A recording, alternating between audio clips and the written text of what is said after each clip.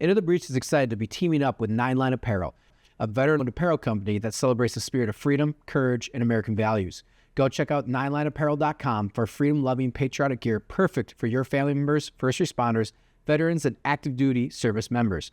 When you're done selecting the amazing merchandise and apparel Nine Line has to offer, punch in the code ITB20, that's India Tango Bravo 20, for a 20% discount off your next purchase at ninelineapparel.com.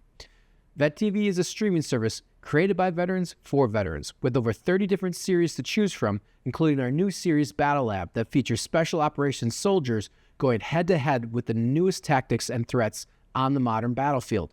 Into the Breach listeners have an exclusive discount of paying $1 a month for the first 2 months of subscription with the code BREACH. So head on over to Vet TV and type in BREACH at checkout to receive this incredible offer for your Vet TV subscription. Thank you for listening, and now back to the show. All right, we are rolling, and today is honestly, it's a very special day. I'm super pumped you're here. We have retired Marine Lieutenant Colonel Mike Hudson. He was my company commander in Iraq pretty much 20 years ago to the week. When this goes up, it'll be pretty much to the week. So it's Infantry Month, 03 Infantry Month here in March. So it's pretty surreal to have you here, and it just kind of worked out that way. So thanks for coming on, sir. Thanks, brother. I appreciate it. Thanks for having me out here. No, it's an honor to be here. Yeah. And 20 years. It's insane. That's blink of an eye. Yep. Mm-hmm. But that's a long time. It is, yeah. And it was we were talking on the way here, and I appreciate it because you're a talker. You're telling a lot of stories. So I'm like, okay, this will be great. Yeah. So, but we'll kind of kick this off. Like to do your background. Where'd you come from? How'd you end up going Marine Recon? Back in the 90s. Right. That's always a fun era. I always like to ask about what was it like in the 90s. Yeah, back in the 90s, right? Yeah. That seems so. Yeah. Yeah, back when Pearl Jam was young, right? Kurt Cobain was with us and all that sort of thing, Mm-hmm. I was a student at San Diego State, and I wanted to become a Marine officer, right? Mm-hmm. So I was thinking about that. I had family members who were in the military. Mm-hmm. My cousin was an Air Force pilot from the Vietnam era. Flew F-100s in Vietnam, then later A-10s and F-16s. I was inspired by him. He retired as a colonel. Oh, wow. Then on my mother's side, the family, my cousin was an artillery officer, Army Field Artillery, retired after 30 years of service, Gulf War veteran, Kosovo, actually Bosnia, Iraq a couple times too as well. So there was a chance I was looking at the Army, but there's something about the Marine Corps. And I had friends join the Marine Corps. I went to one of their graduations at MCRD San Diego. And for anybody who's been there, like, you're there. And I just knew right then and there that I was going to wear that uniform and become a Marine. Yeah. So that was early, like 90, 92 time frame. And I enlisted that fall. Mm-hmm. So I was off to boot camp a few months later. I joined the reserves. I stayed in school. And I was pursuing a commission, so I went to officer candidate school and that sort of thing. But I had a chance to serve with a recon unit in Reno, Nevada. So I was making this monthly commute from San Diego to Reno, Nevada with DET 4th Force Recon. Yeah. So I met people I'm still in touch with today. Yeah. That shaped my outlook on things. Mm-hmm. I understood what a staff NCO is supposed to do, staff non-commissioned officer, a sergeant. I understood the power of the NCO. The role of the officer, right? So I was inspired by these guys. Mm-hmm. I hid the fact that I was pursuing a commission. They found out, and once they did, it was kind of game on. Rules were a little loose during those days. So, what we call hazing was sort of kind of a normal, kind of commonplace, nothing really outrageous or crazy. Yeah. But you can imagine, at the time, I was the only Marine pursuing that commission, going to officer candidate school, and they were, they were quite savage about that. Others followed. We had a couple of guys, at least two of them became, one was a Harrier pilot and the other was an F-18 pilot. That's awesome. So other people joined, Yeah. right? It wasn't just me, but at the time they made me feel special. So yeah. Were you already slotted for BRC or basic reconnaissance course? So you already got, yeah, how did that kind of work out? So that was funny in the reserve. So I had to make some choices. I went to officer candidate school instead of going to reconnaissance course. So I would take these tests, do their in-doc stuff, and it was like it's kind of like an endless beatdown kind of thing. Yeah. They even sent me to pre-scuba, so I'd be ready to go through the pipeline. Pre-scuba makes you never want to go into a swimming pool again, no matter how much you love the water, which I love the water. Yeah. But, that tested that seriously. So, I actually chose to just stay on the course to complete officer candidate school.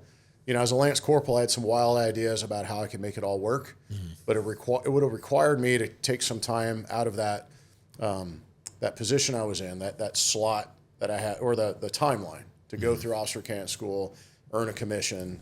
I just decided to follow with that. I remember I had a commander, an inspecting officer at officer candidate school, and they kind of ask you, okay, you're prior enlisted, what unit are you with? Said, sir, 4th Force Recon. So you're an officer candidate. You talk like a recruit again. You're a recruit again. Yeah. Sometimes even with the same drill instructors, to my horror, right? So this candidate is a member of 4th Force Recon. It's like, oh yeah, we quad body, dual cool. It's like, no, I'm not. I'm in the Recon in-doc platoon, the forever beat down platoon, preparing for these schools, preparing for these things. He says, so what are you going to do? I said, well, I was just honest. I don't know why I was just vomiting this information. Yeah. I should have probably kept to myself. I said, my plan is to delay my commission, complete the basic reconnaissance course, and then go to the basic school infantry officer course or whatever. So that's not a good idea. He said, you need to stay focused and we'll get you there, kind of thing. He was right and he was wrong. I didn't realize how difficult it would be to return to the reconnaissance community and earn a spot there as an officer. I would follow up on that, but it was a lot tougher than the situation I was in at the time. So that's kind of how it worked. And I earned my commission, went through that officer pipeline, 6 months of the basic school, fight and earn your earn your MOS, went to infantry officer course, and then reported to 1st Battalion, 5th Marines on the West Coast at Camp Pendleton. Now, was that reserves or active duty? I was active duty. Okay. So I made that transition when I was commissioned. You actually have, at the time, you have a reserve commission. I think at the time, the only officers that had this direct active duty commission were coming from the Service Academy, from the Naval Academy. Okay. So you have to fight for and earn that full-time active duty commission. You have to augment, as they call it. And that could be tough. And there are times when the Marine Corps has made that extremely tough. When they're trying to downsize, they tend to attrit from the company grade ranks. And then make command selection and field grade stuff a lot harder too. So at the time, it wasn't that big of a deal. I easily augmented, but that didn't happen until I was nearly a captain. So it took some time. So like 4 years later, now I have an active commission. It's just a little different. Yeah. All right. So, but you're still on active duty. You're still earning, those years count towards retirement, plus some of the reserve time. So. Yeah. So when did you eventually get to recon course then? So eventually, finally, right? Yeah. So here's this guy that spent all this time among the giants, among the lions. Yeah. And I was just kind of the pup there, I want to be here. Yeah. So I had to earn that. I returned from a tour with 1st Battalion, 5th Marines, and I went to the recruit depot of all places. Okay. So we were training recruits. We were doing that sort of thing. At that point, I had to make a decision. I just didn't see, I wanted to do something different, right? I saw the pathway, or the path that I was on, and that would be complete this tour, go to another school like like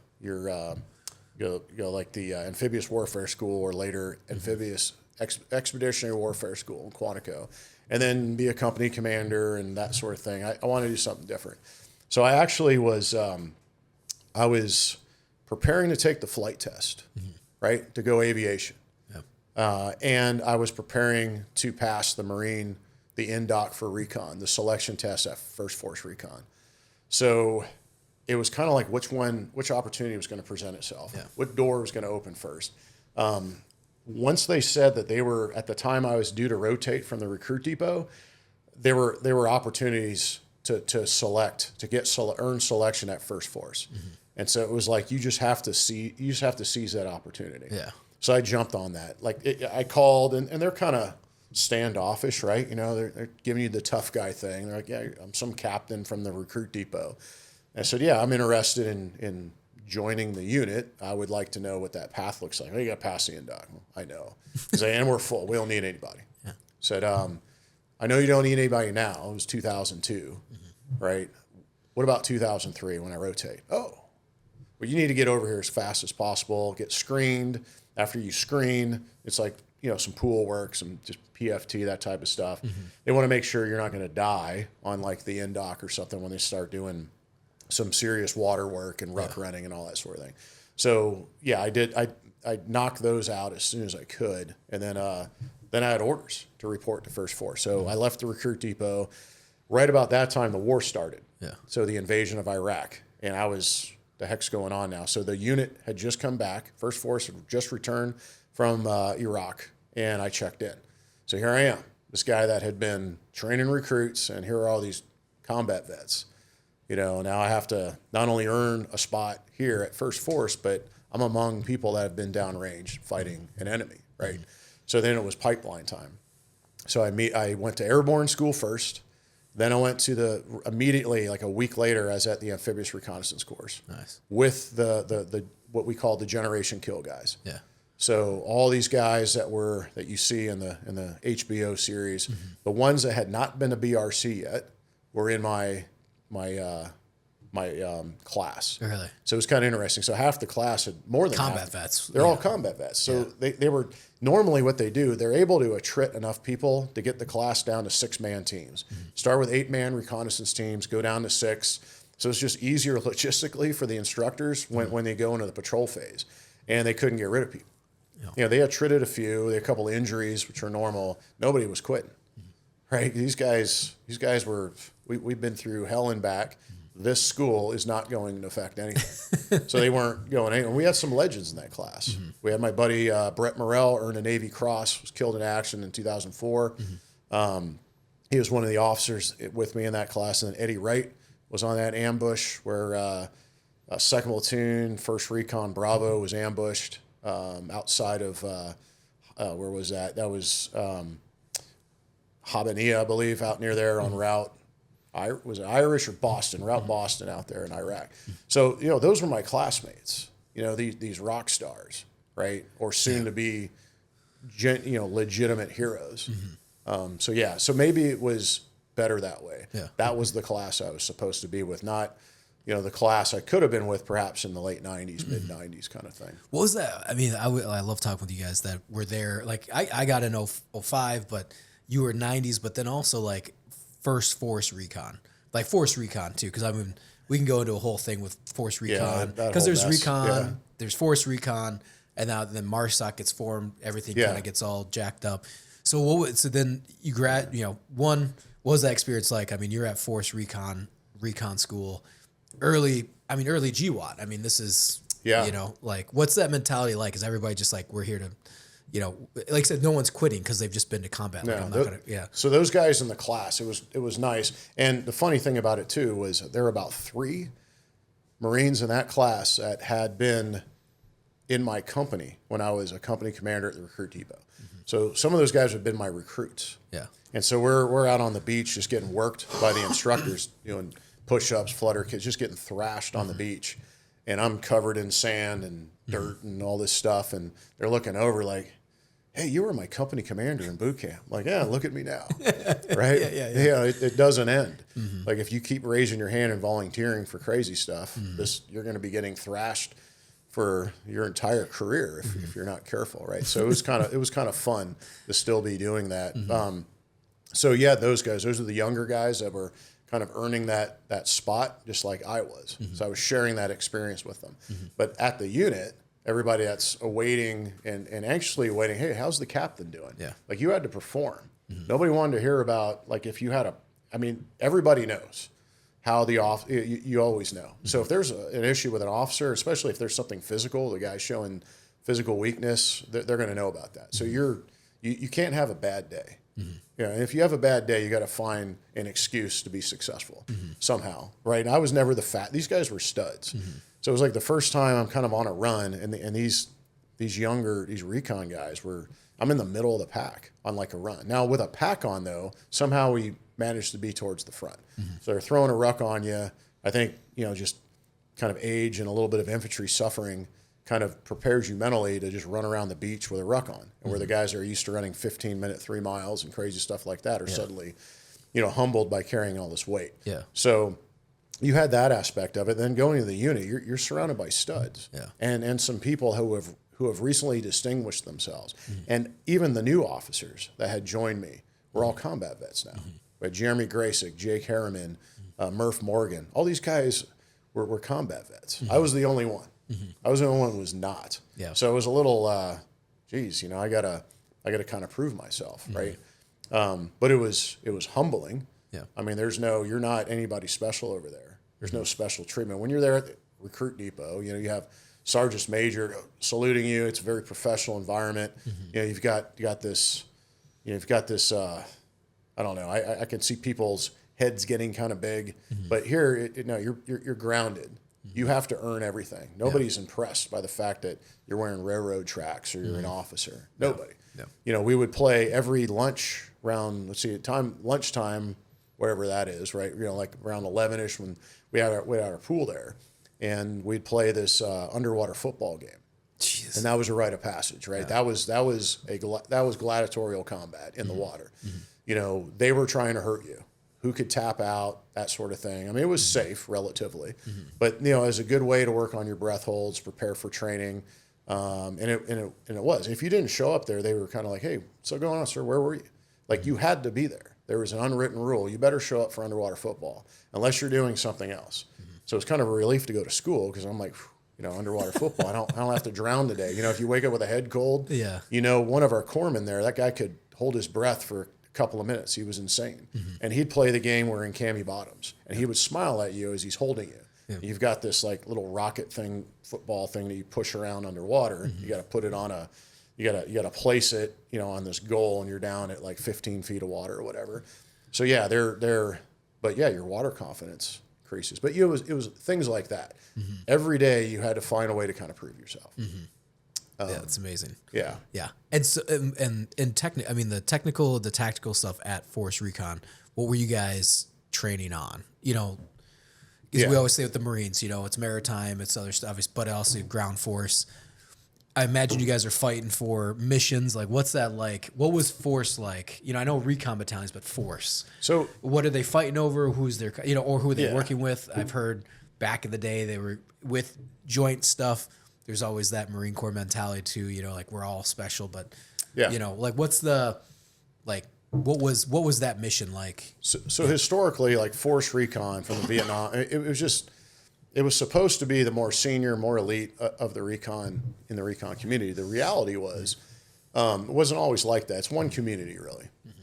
The missions you're supporting, you know, the Marine Expeditionary Units, you're the Special Operations Force for that Marine Expeditionary Unit commander.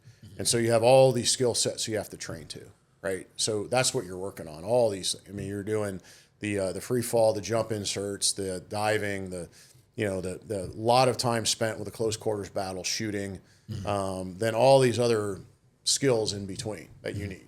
You need to train snipers. You need to train cast masters, jump masters. You need to build all these skill sets so that platoon can function independently, have everything they need when they board ship, everything they need to dive, everything they need to jump, everything they need to communicate long range. So basically what it really boils down to is the ability to go somewhere undetected, observe your target, an enemy force, whatever, and report back in real time. So you have to know how to communicate, you know, have all these tools at your disposal, the infiltration tools, to either drive in, jump in, you know, something like that. So you train to those standards, right? And yeah, it's Force Recon did work with other services, other special operations groups, but the Marine Corps intentionally kept Force Recon out of the Joint Special Operations Command or Special Operations Command as a whole, because they did not want to lose that force. So as soon as you become part of Special Operations Command, it's like its own military service. Yeah. That commander, nobody cares about the colonel's Force Recon Platoon on a deployment.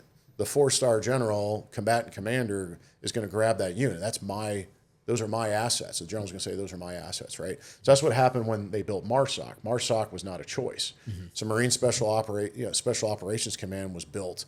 And basically, it was elements from Force Recon and some handpicked folks from Recon Battalion became MARSOC. So then now you had to rebuild Recon, right? And that was tough. That was around 06. And that was right when I was leaving First Force Recon, right before they became First Marine Special Operations Battalion. Same people, new building. They built a building, whole structure was, now you have SOCOM dollars, right? Yeah. So that was built quickly. Those guys moved up the hill and a lot of changes. But yeah, it was, generally in Force Recon, you were supposed to have your more senior Marines there. Yeah. And that varied. Yeah. What Right. funding was that like? Where were you guys pulling? Because it's like I said, it's supposed to be more elite. Were you guys getting the schools that you, I don't say wanted to get, Yeah. but like, Oh, you yeah. know what I mean? Like Marines are notorious. I mean, I come from infantry, so it's always like, oh, you got to do this mission. We don't have the money, but you're going to do it. We'll carry, you're going to be in the billet. Just go do the job. Yeah, and that always was hard, going back to the infantry battalion, getting our snipers trained, right, as you would know, right? Yeah. Getting guys, with us, it wasn't like that. So basically, the way it worked when we weren't suddenly rapidly deploying to Iraq, which kind of disrupted the normal flow of things, right? You would check into the unit, right? So this is a new person. They'd send you to the basics, airborne, SEER school, the amphibious reconnaissance course, and dive school. So now you have the capabilities, right? So then you would maybe get room for another school or something like that. The Marines that were already there, that already had been through those courses, were now going through more advanced training. You're creating more jump masters, so you have that capability.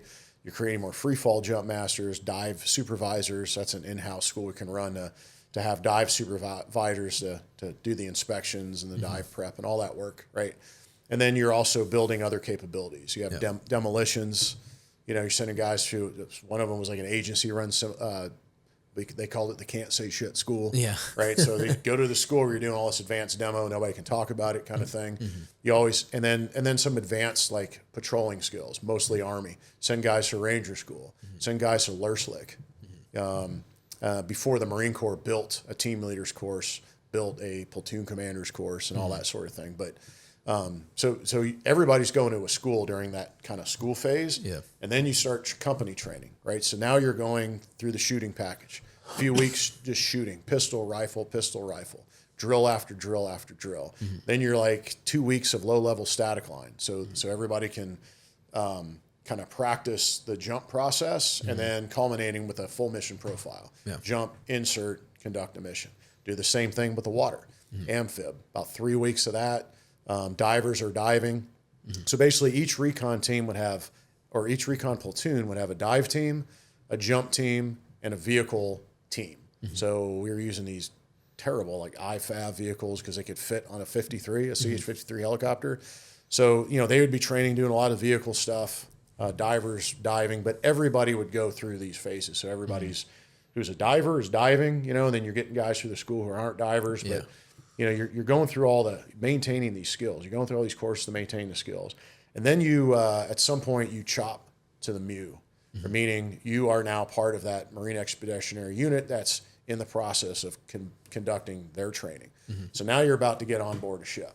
But before you do that, you do a Special Operations Training Group training package, SOTG, right? You go through, I believe it was like 6 weeks.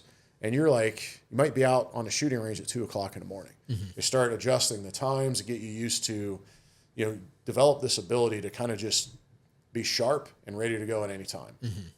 So it messes with your circadian rhythm, I guess you could say. It just messes with all that, but it prepares you for a lifestyle of being expeditionary. Yeah. So you do all that stuff, and then you get on the boats. You start doing, and it's training after training. Even when the MEU departs, San Diego, right? So West Coast MEU, 11th MEU, or 13th MEU, you depart, and then you're going to hit Hawaii. Part of one of our reserve sites is there. It's like probably the premier site because you can dive right there. You can jump right there. The drop zone is literally the airfield at K-Bay where we were, right? Yep. And the compound is right on the water. So you can jock up, put on your dragger system, and just walk out and do a dive. So then you'll do that. And then you do some of the training there and you get back on the ship and you're basically ready for anything at that point. That's how it's supposed to work. When Iraq kicked off, suddenly now you have something interrupting that process. You have to prepare a detachment of 2 to 3 platoons plus a platoon of reserve Marines from either 3rd Force Recon or 4th Force. And it varied. 1 year it was 4th Force Recon, and next it was 3rd Force or whatever. And now everything changes. You don't get that amount of time to train.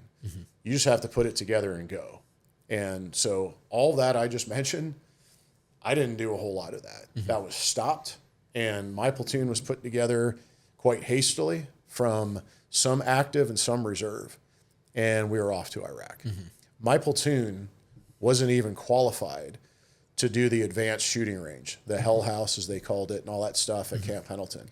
We were like, no, we can't trust Hudson's platoon yet with 2 room clears because we were, a lot of the guys were reservists. I was a very green and junior captain, and one step at a time. The next time we actually did house, CQB type of stuff, we had bad guys in the house, and we were throwing real hand grenades.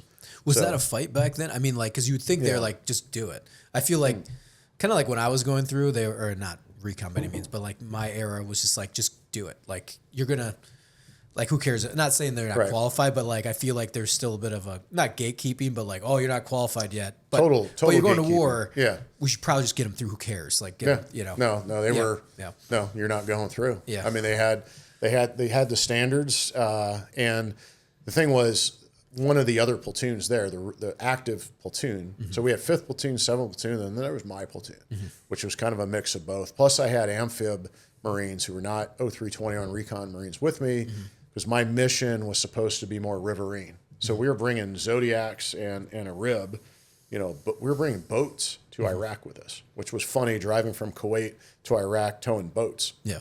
Kind of interesting. That must have been a sight.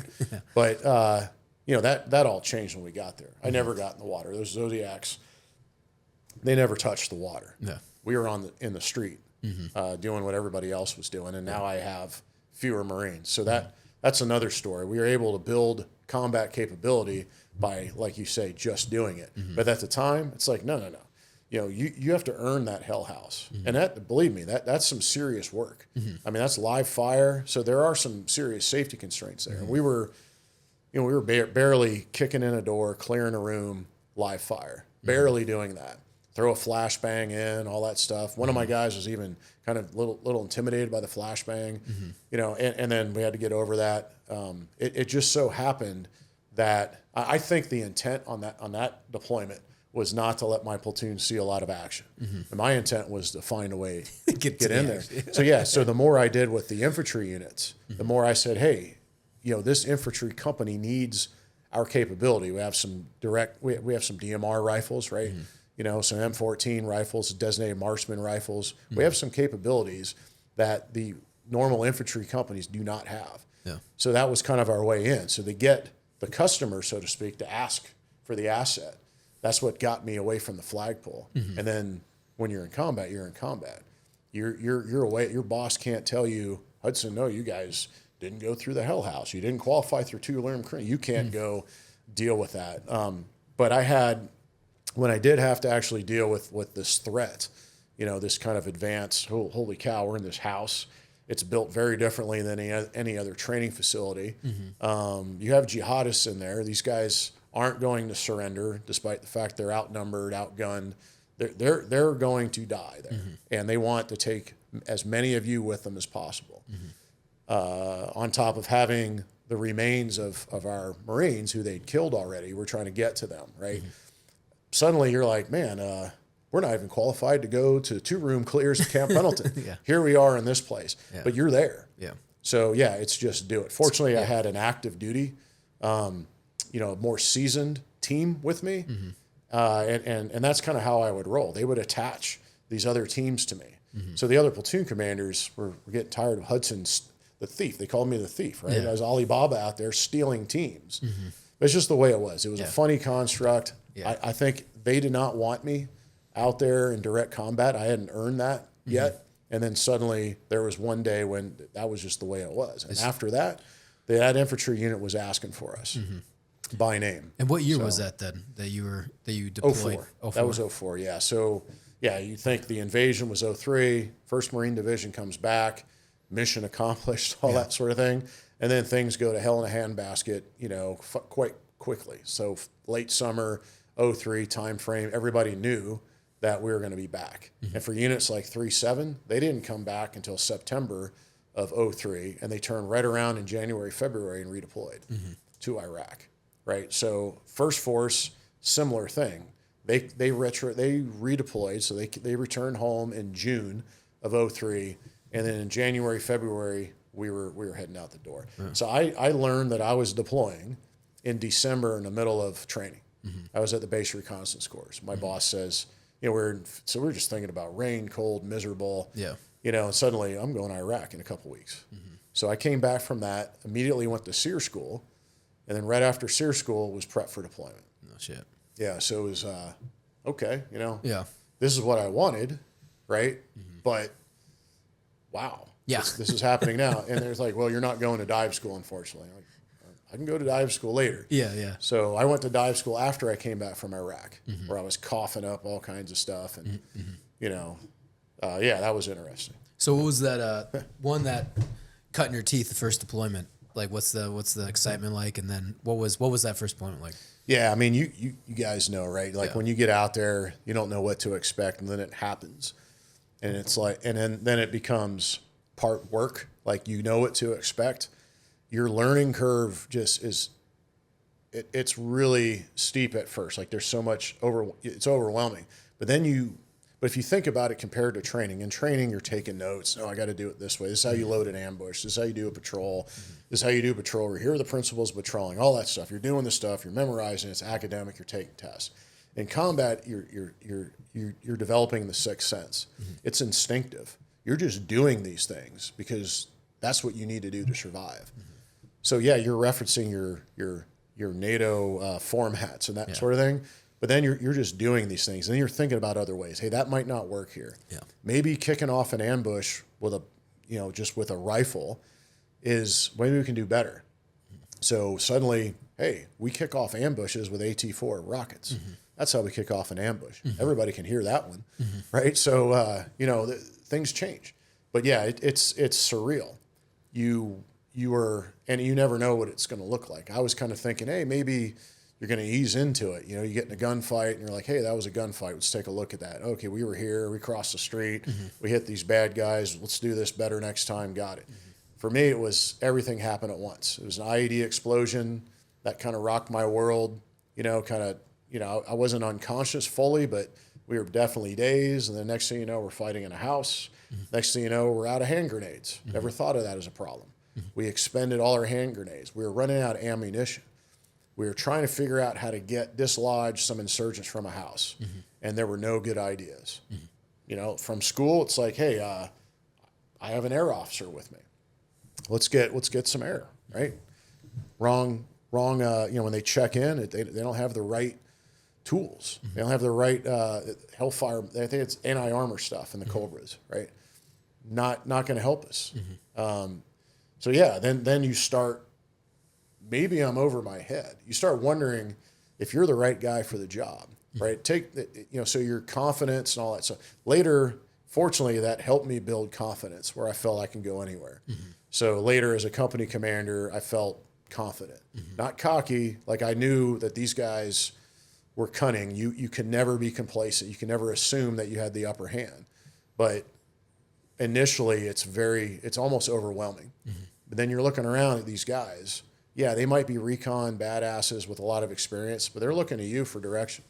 And then some of them, which I liked, they were very vocal when they thought I should be doing something I wasn't doing. Yeah. Right. So I was getting in the action. I'm returning fire, doing things like that. And I got a sergeant yelling at me. He said, "What the are you doing?" And I look. I'm like, you're right. I should take a step back and kind of assess and think ahead. And then another sergeant's like, why don't we, I think we can dislodge these guys by pouring gasoline down the stairwell, because there's all, or kerosene, I believe, whatever the local people had to fuel, their fuel their homes. They had all this, these barrels of things in the area where we were. So we wound up doing something crazy and medieval like that, because the solutions are just everything I read, everything I study, everything I practice over time was didn't necessarily apply there. We had to think of something new. We had to think outside the box. Most important thing though is to listen to the Marines, have that dialogue, right? Have that relationship where they felt comfortable making suggestions.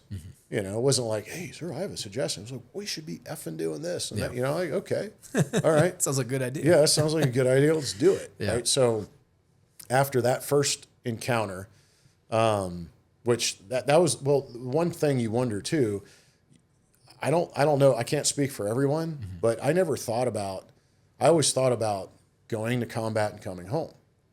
After that, I started, the thought hit my mind that might not be reality.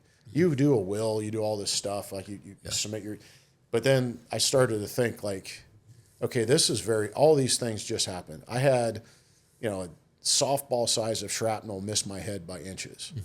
And that was just one. And then bullets. And then like, how many times can you just get lucky? Right? If we were just an inch to the road or whatever, we that would have been it right then and there. 2 minutes, 30 seconds in a combat. That would have been it for me. Right.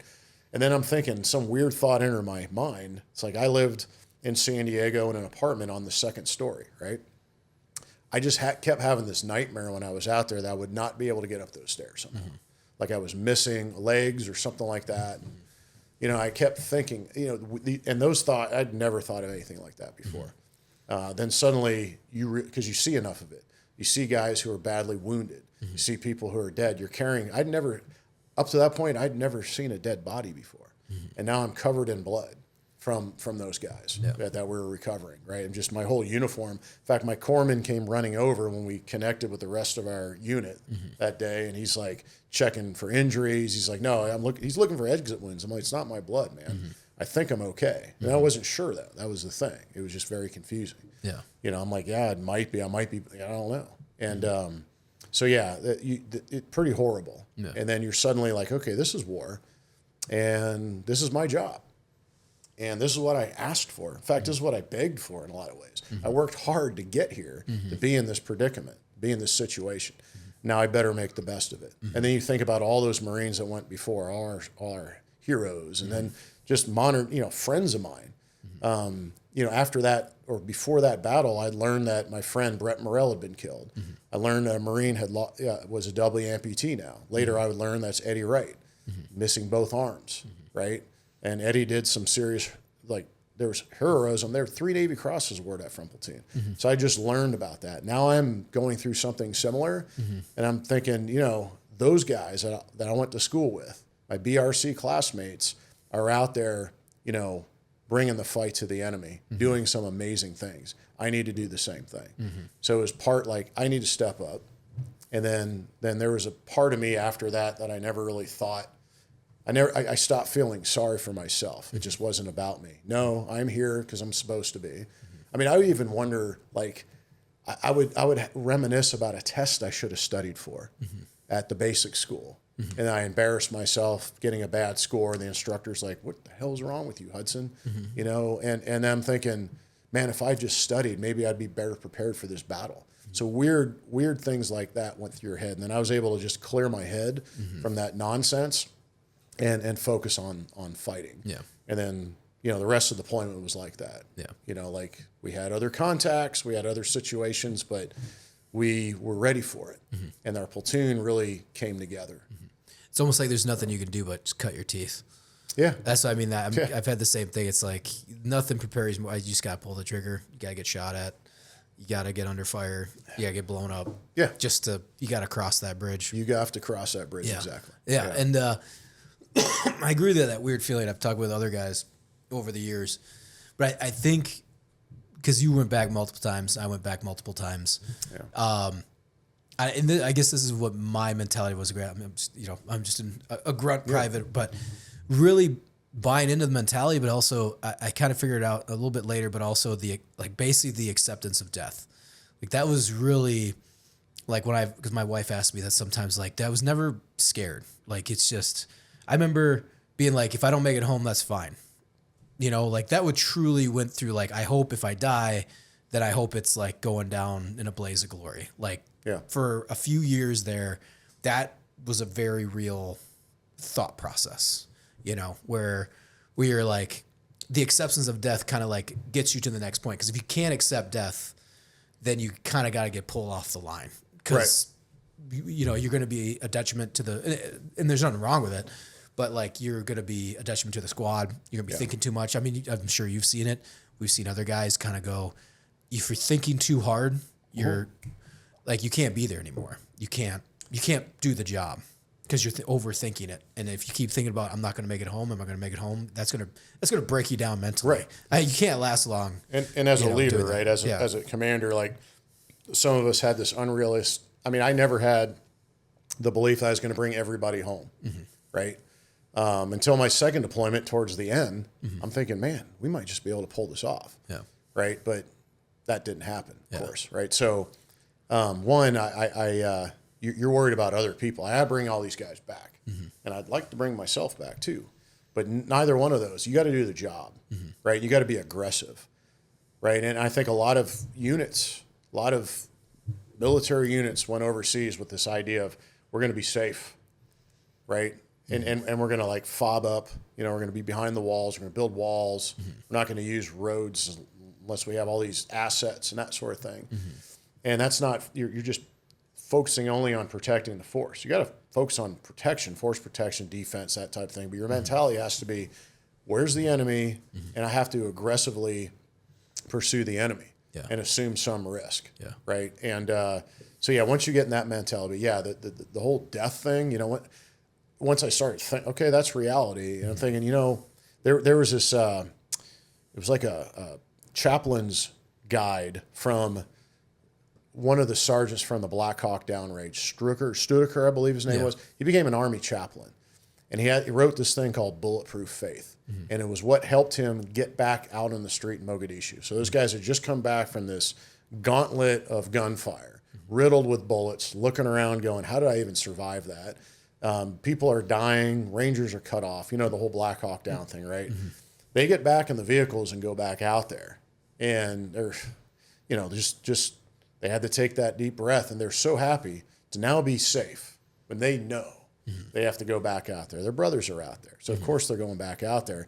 But that's where he kind of resigned himself to this thinking, like, hey, whatever happens, right, I'm going to be home. I'm either home with Father, with God, or I'm home. Yeah. So you're like, and I. Now, that's easy. That makes a lot of sense. A little easier said than done.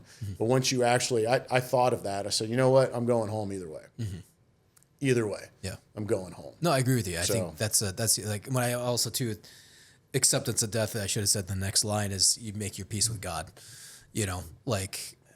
Especially before our first deployment or mine, and it was your second, right? The 06 was, yeah.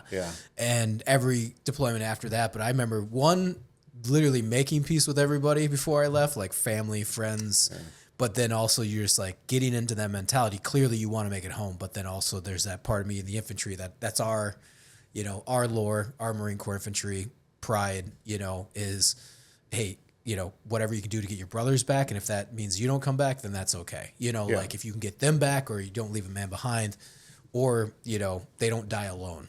I think that's a very huge source of pride, but also like, that's just our mentality. But it's the acceptance of death, but then making your peace with God. Like it was, and then honestly, I remember how that felt. It's very freeing. Like you're like, I'm going to charge into this house. We have to do the job. So do your job. Like if I get shot, I get shot, patch me up, keep going. Like, and when guys get into fire, there's nothing worse than I remember being there was hearing firefights and not being able to run out, because I was a private. So the worst was always hearing the machine guns go, or the everyone's getting into a firefight, and I'm, they're, Vincent's like, stop, or you're ready to go. Loomis Yeah. is like, shut up, stay here. I remember getting yelled at the first time. I believe it was the Haklania Hotel. Oh yeah. And it sounded like it was on our side of the river. Yeah. We were on a Echo, morning patrol, and I was just like, what are we doing? Yeah. Let's go, and rightfully so, Dropping some bombs on that place. Yeah, my squad leader Loomis was like, shut up, look that way, we'll figure it out, type of thing. Yeah. But so what was the rest of that deployment like, and then kind of getting home? Like, you cut your teeth, what was it like for the rest of it? There's anything else that stood out to you, and then coming back home? Well, it was just like my goal with that platoon was just to get them in the fight. Like, my biggest fear. That's why I didn't think about these things like injury and death and things like that until we were actually in it, because I'd fought so hard to get in it. I mean, that's what they wanted. These guys I had a team leader. This guy came he had been with 2nd Force. He'd been on the silent drill platoon, and he had just come from 3rd Recon. He had combat experience in Bosnia, actually in Kosovo. He had this tattoo on his back. This guy was a madman, had psycho on his back. And he was crazy. He was the guy you needed. Yeah, I was just saying, he's like the best that there is. Yeah, kind of a psychopath. What you needed, yeah. But he would, at night he would read sheet music. He played classical piano, so he just kind of he's cleaning his rifle and reading sheet music from like talking Mozart, Beethoven, and he's hearing it in his head as he's cleaning his weapon. I mean, it's kind of some Hannibal Lecter vibes there, right? Like Rob Boyce, absolute badass. And so you get a guy like that. It's like, where you have to, it's like, yeah, but we're gonna get in there, man. Just, I think at first he was like, how did I get with this platoon? Like, what is going on here, right? But then after that one day, suddenly the infantry battalion that we were supporting, it was 3rd Battalion, 7th Marines, specifically Lima Company. Their company commander was killed. That was Rick Gannon.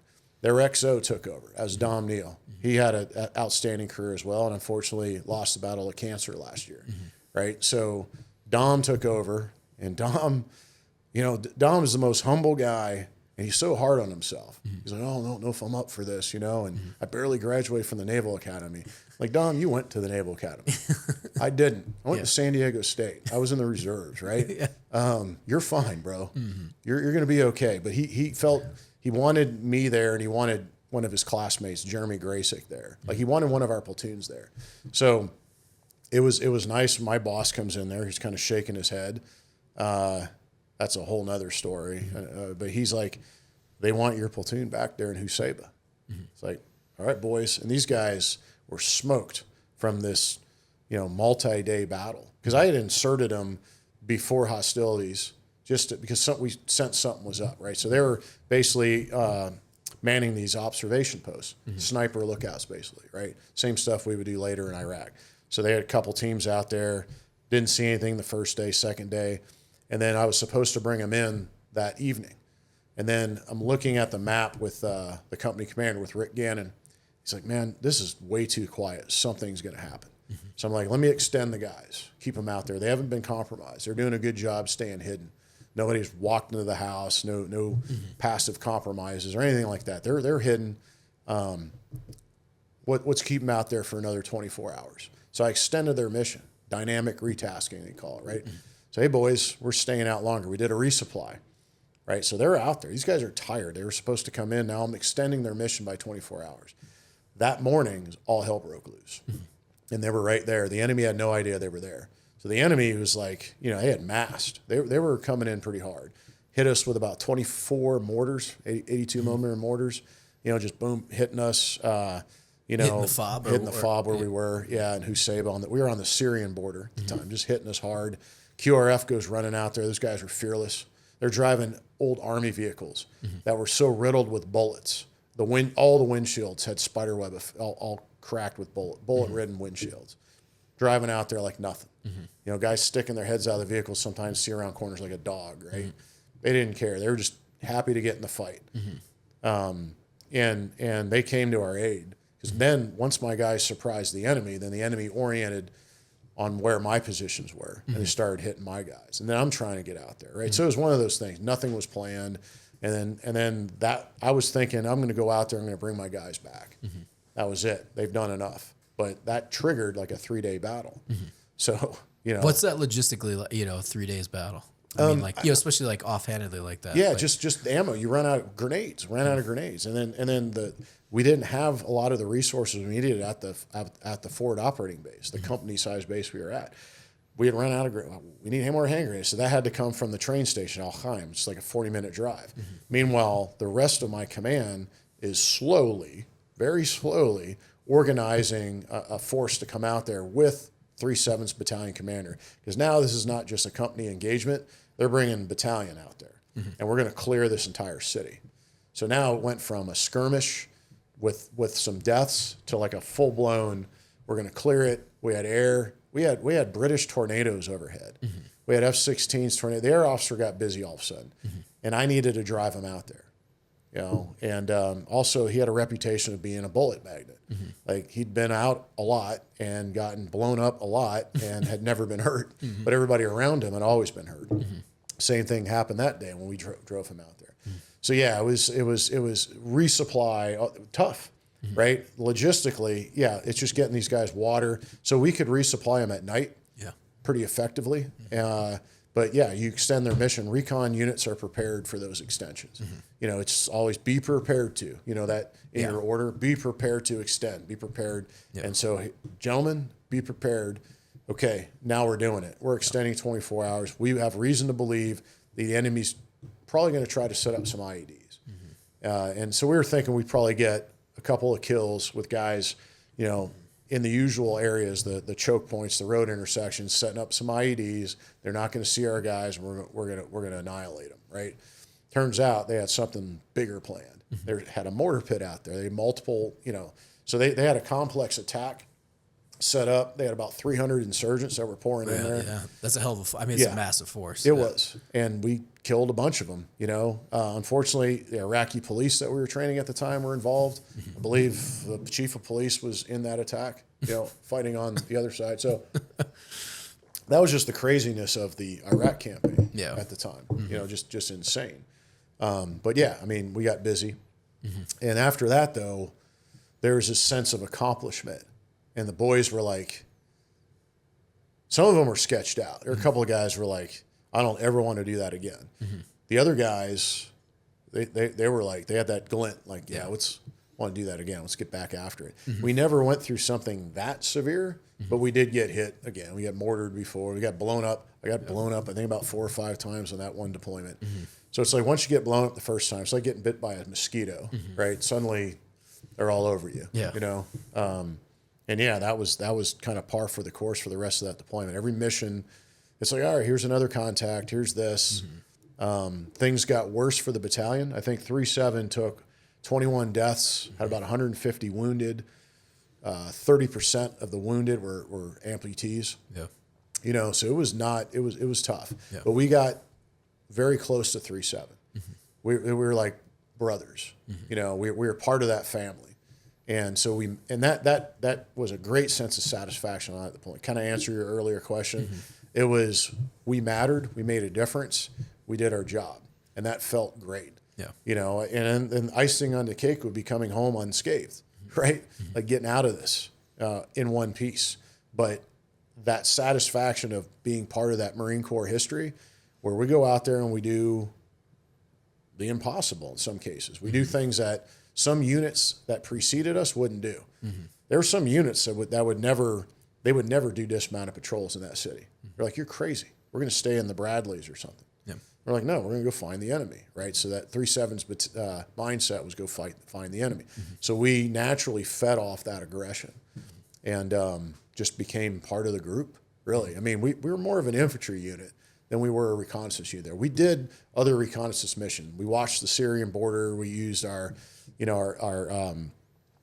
thermals and some of our more high-tech stuff to kind of get eyes on the border, look for, you kind of see what the border crossings looked like between Syria and Iraq, kind of what was going on there. We had some things to report on there.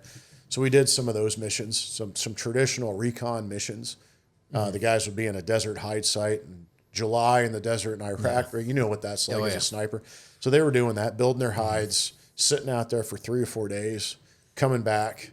And and they would just sleep for like a day. You know, they were just done. Right. And then get back out there. We watched a target for like 5 days as a platoon.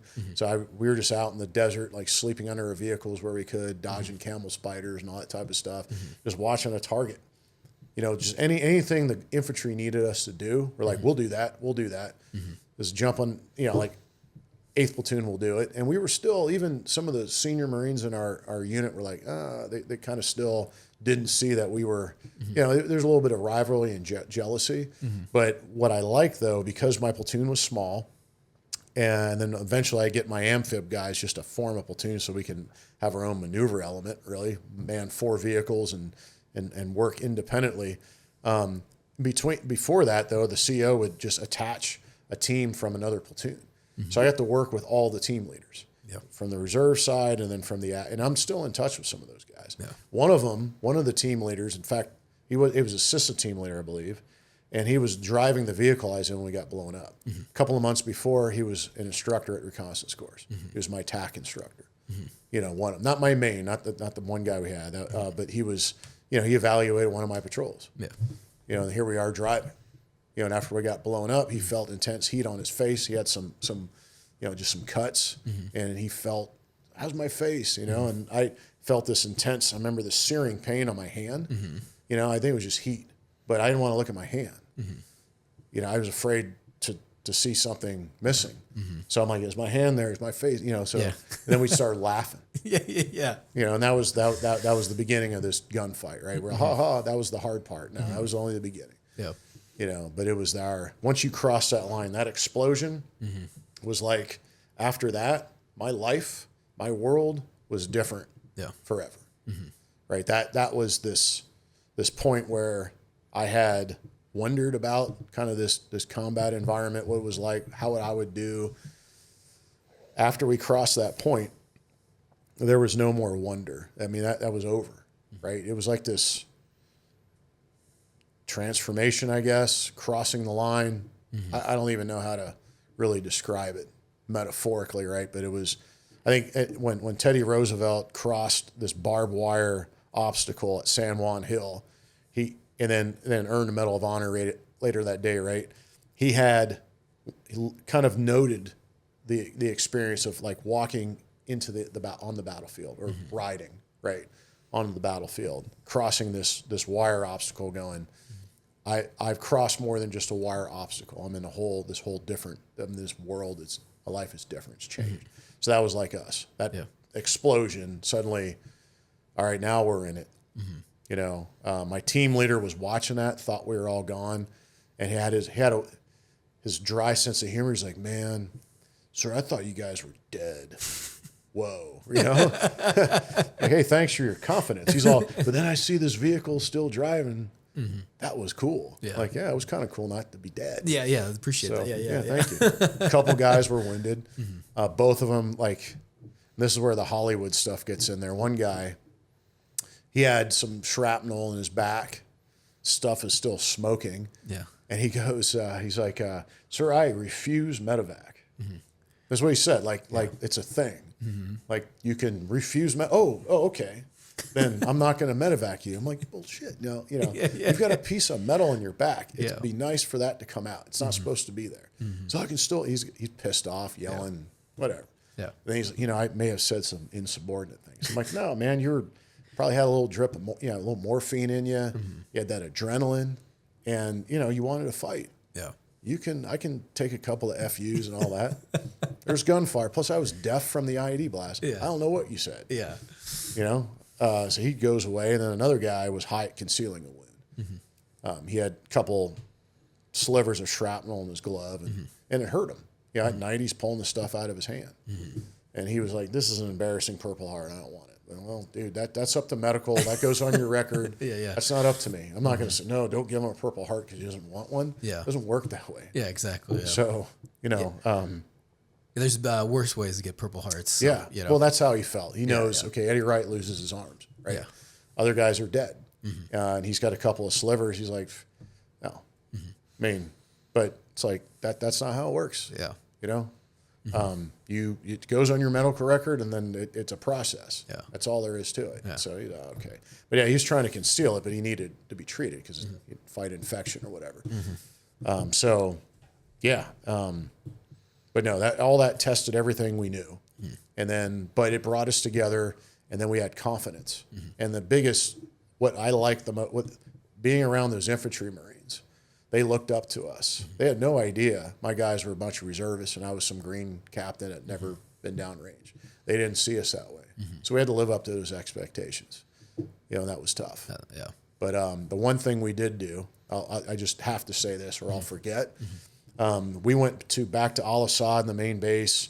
We did some refit, recoup. We had air conditioning again. We had a real chow hall, and my guys were miserable. Right, day one they're getting chewed out for haircut. I mean, I got lit up by the regimental commander there, who later I'll note this later got fired because he was hooking up with a captain at the time, right? And he was earmarked to be a general. That guy was, but it didn't work out so well. But he lit me up because of my platoon sergeant's hair, and we were like, we wanted to get some training knocked out. We were driving around the base. Excellent live fire training opportunities there. So we're trying to lock all this on. We lock some air on so we can do live fire insert extracts from 46s. So you shoot your way out of the air, just good stuff, right? And then we went to the barber shop, looked at the line, and came back, and then went to chow and got yelled at, right? And it was just like a big, what are we doing here? Yeah. And then my Marines had all been chewed out for different things. Because you get used to that field mentality. Here you are. You may as well have been back at Camp Pendleton. Yeah. Too dirty. My interpreter got yelled at. My interpreter's like, I'm with Force Recon. Yeah. Louis, shut up, please. Because those people there have no idea what's going outside the wire, outside the wall, really. Yeah. So we were very unhappy and wanted to get back to our miserable accommodations without AC, without any creature comforts or anything else. We were happy in these places where the chow was horrible, and here we are at this camp where there's this incredible chow. You've been to Al Assad, right? It's just they have salsa nights there, right? Just insane stuff. And we were miserable. Miserable. We had to get the hell out of there. So we did. We bring back these vehicles, brand new up-armored Humvees, which will later be obsolete when they started blowing us up on our second deployment. But at the time, we didn't have armor. We had the old Army stuff. Every single vehicle had bullet holes. You could barely see out the windshields, right? And now we had these brand new vehicles. We drive them back to Al Khaim, and then of course, my other platoon commanders are going, that's not fair, dude. You've got the smallest platoon, and you've got 4 up-armored vehicles. So we divvied them out. We divvied them up, right? So I think I kept 2 of them or something like that, and we drove some other things there and all that stuff. So I drive those vehicles into Husaba, and all these infantry guys were looking at us like it was like Santa Claus had arrived in his sleigh. And so I knew what was going to happen. I knew the second I got there, my plan was to get out of the vehicle, right? Because these were the same, the infantry Marines were providing our insert and our quick reaction force capability. We're mostly dismounted, right? So we get out of the vehicles, and my intent was to talk to the platoon commander and just tell him, here's some vehicles. Like, use them while we're here. And the rest of the company has other vehicles. And I knew every platoon commander was going to do the same thing for them, right? And so they get out, and they're like, hey, sir, can I talk? I'm like, yeah, the vehicles are yours. Like, I know what you're going to ask me. And you don't have to ask me. Like, of course you guys are going to drive these vehicles. That pissed off my command. My commanders were like, what, are we allowing the infantry to drive these vehicles? It's like, sir, don't you want, and then my response was, don't you want our Marines to be safe during insert extract? Yeah, they're driving them. And I don't know about that. I don't know if the other platoon, all of us were doing it. And it was hilarious because we were talking about it. I'm like, did you get lit up by Major so-and-so for, handing these vehicles over to the infantry guys? And they're like, yeah. I'm like, I kind of toyed with them a little bit. I kind of, I had fun with it, because how can you be that selfish and stupid? Yeah. Knowing that these guys, these are our brothers, right? So anyway, the funny thing was when we'd rotate out, we'd leave the Syrian border, we'd go back to Al Khaim, and then we'd kind of rotate through this fob. You would see, as we're driving in, they'd be waiting with their 50 cals, Mark 19s, waiting to mount. the vehicles. As soon as we drive in, they're eagerly waiting to jump on our vehicle. And it was like giving the keys to your 16-year-old, right? Here you go. Yeah. You know, easy on the curves, right? Just got it washed, right? Yeah. So yeah, these guys were like, this windshield doesn't have bullet holes in it. This is awesome. This thing has armor. It had air condition that worked, for the radios. Yeah, remember we would have to get those for all that counter IED stuff. That's right. Yeah. You know, so this was like new, right? You don't have to risk your life by lowering a window. You don't have to like choose between, okay, either suffocate from heat or I might get blown up if I roll the window down. Yeah. Right. So, I mean, now, or the lower it down with a ballistic glass, that sort of thing. So, yeah, I remember that. And it was just like this bonding experience just over something simple like that. And I felt like a rock star. Yeah. I mean, these Humvees, who's driven a Humvee that has 80 miles on it? Like nobody, right? Ever. Yeah. So it was a really cool experience. That's cool. Awesome. Yeah. Yeah. So you guys you do that, come back. What's that like coming back then? Because you're official combat veterans rolling back into force, you know? So what do Marines do? You get tattoos, right? Yeah. Oh, yeah. So it was like, what do you need to get? It was, I didn't want to get any ink unless I knew I rated it. So I remember talking to the Marines, and guys were getting, a lot of the recon guys get them on their arms, the whole amphib recon thing and all that stuff. And it was, what do we get?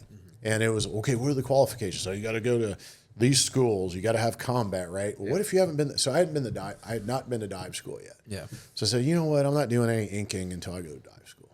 And then one of the Marines like, sir, you can get the jack right now. How can you have a jack? You know, and all that sort of thing. So eventually my wife and I, fiance at the time, later we got married when we moved to Hawaii. My wife and I went and got inked together, right? Not going to tell you what she got, right? She'd be embarrassed. Yeah. But I like what she got, right? And then I'm like, okay, there's no question now. Like dive school's done. All the schools are done, combat check. Now I can officially get inked. So that's kind of a funny thing, but that's something guys were just talking about. You know, the Marines were talking about that as we were, doing our medical checks and all this other stuff. And then it was weird going back to Camp Pendleton, and then we're kind of getting ready to drive back to where I lived in San Diego, so I had about an hour drive. My parents are there. My wife's there, my fiance at the time. Or no, it was before she was my fiance, girlfriend at the time, right? Then became my fiance, and all these things happened kind of quickly after that. But that was weird. And I heard, some artillery at Camp Pendleton. There's this flinching kind of thing. Like it just felt weird to be there. Here's the compound where we left a few months ago, and now we're back, and I may as well be in a different place. Yeah. So then going to my apartment, I remember I got really emotional walking up my stairs. It just hit me. I got emotional because I could walk up my stairs. I was so grateful to just be in my apartment.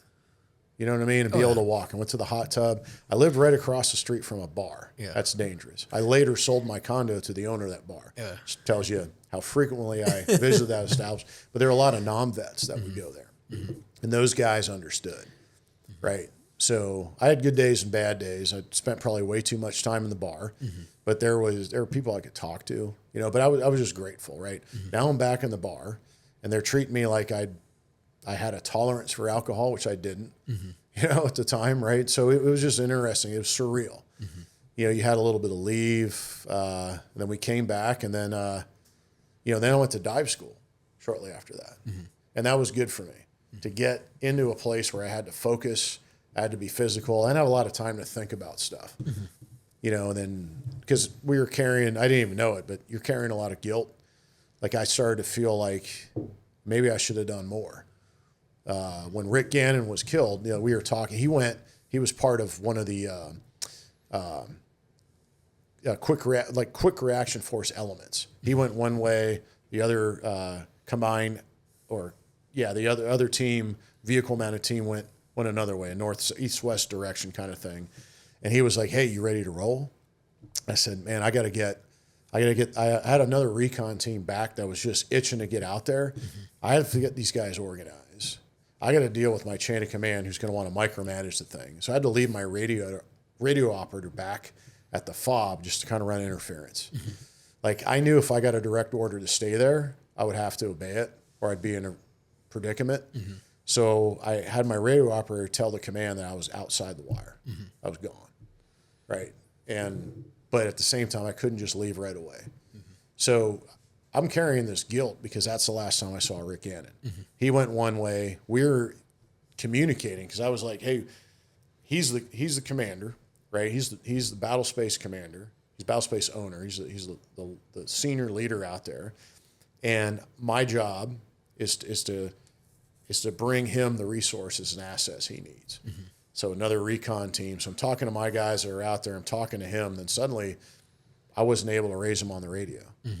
And that's probably when we lost him, right? I got up there. I kept trying, where's Rick Gannon? Well, sir, we don't know where he is. We fear that he's in this house where these guys are. What happened? They know what happened? Yeah, I think what happened was he was responding. He was awarded a Silver Star for that. Basically, the Marines that went into this compound were ambushed. And I think he responded. And then also, it was kind of confusing because you had access to this rooftop from a school. Right? There's a little school there. You just climb up the roof and you're on the roof. If you go through the main entry point into the yard of these houses, the big walls and the iron gates, a typical Iraqi house, they had this courtyard, which is a giant fatal funnel, right? These guys had 3 rooms occupied and the entry point. So he was getting in there. They had interlocking fields of fire. Just imagine your fatal funnel from hell. Yeah. And so they were hit with that. 3 assaultmen right there. And Gannon, I believe, came in at some point during that point.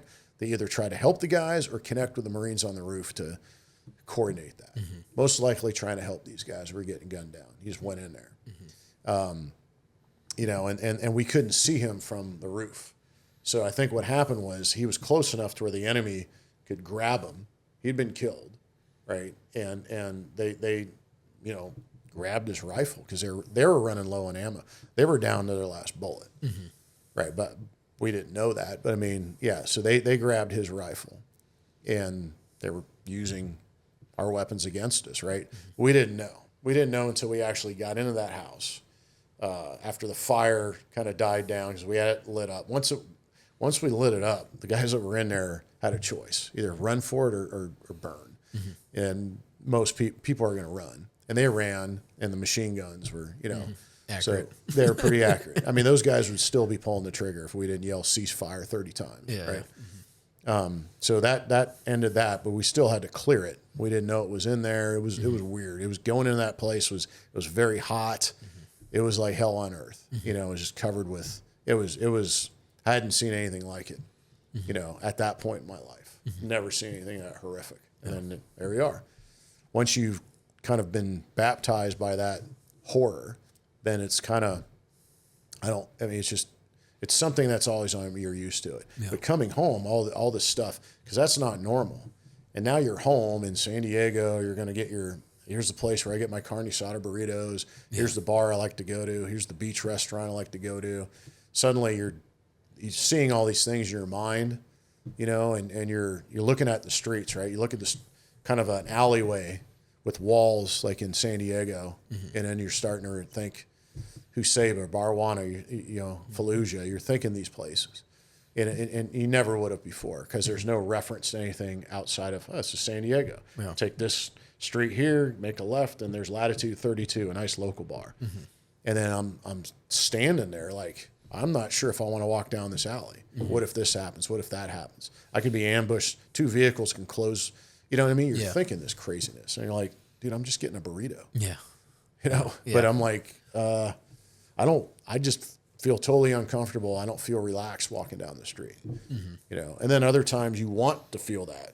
You miss the Iraq thing. So you walk down that street purposely at night just to kind of see that demon. Yeah. Right? It's weird. Yeah. And I'd never dealt with that stuff before. Now I'm dealing with it. It was odd. Yeah. That's pretty great. Yeah. Yeah. And so then how do you get from recon to second deployment then? Oh, yeah. I mean, you're like in end of 2004, and then workup for us was, we deployed March of 2006. So you're thinking a few months. Yeah. Yeah, and that battalion. How did that work then? How'd you go from force to? Yeah, So the next point, my command, just because of when I went to recon, like normally as a lieutenant, that would have been the time to go to recon. Instead, I did this B-bill. I did this tour. I was training recruits. And then when I came to recon, they said, there's a chance you might not have the opportunity for company command, and then you're definitely not going to get promoted to lieutenant colonel, whatever. I said, well, I don't care, right? Like I'll never get a chance to go to recon again, and I might be promoted to lieutenant colonel, might not, but I'll deal with that when I get to it. But I'd rather end my career early, having this experience, than achieve, I don't even get a star or something and not have it, right? So I made a choice, and I wound up being able to do both. So after that first deployment, normally you do a couple of deployments as a recon platoon commander or more, right? And I knew I was going to just get one from this. And it was weird because I didn't have the full experience. I didn't have the full SOTG workup experience. I didn't have the full blue-green workup on the boat, any of that stuff. It was, hey, lower level training, and then suddenly the real thing, right? So now we were back, and I was at dive school, and now the monitor was like, we got to get Hudson out of there, get him to a company command billet. I said, perfect. I want to stay in San Diego. I'll go back to Iraq. I don't care. I just want to stay in San Diego. I want to go back to 1-5. I want to, and I knew they were going to Ramadi, or they were in Ramadi at the time. Yeah, I just knew, okay, fighting 5th is going, I want to go back. So I want to stay at Pendleton. They're like, no, you've been in San Diego for like 6 years or 7 years. I'm like, so what? I'm deploying, right? Yeah. Who cares? I just like my apartment. I like the beach.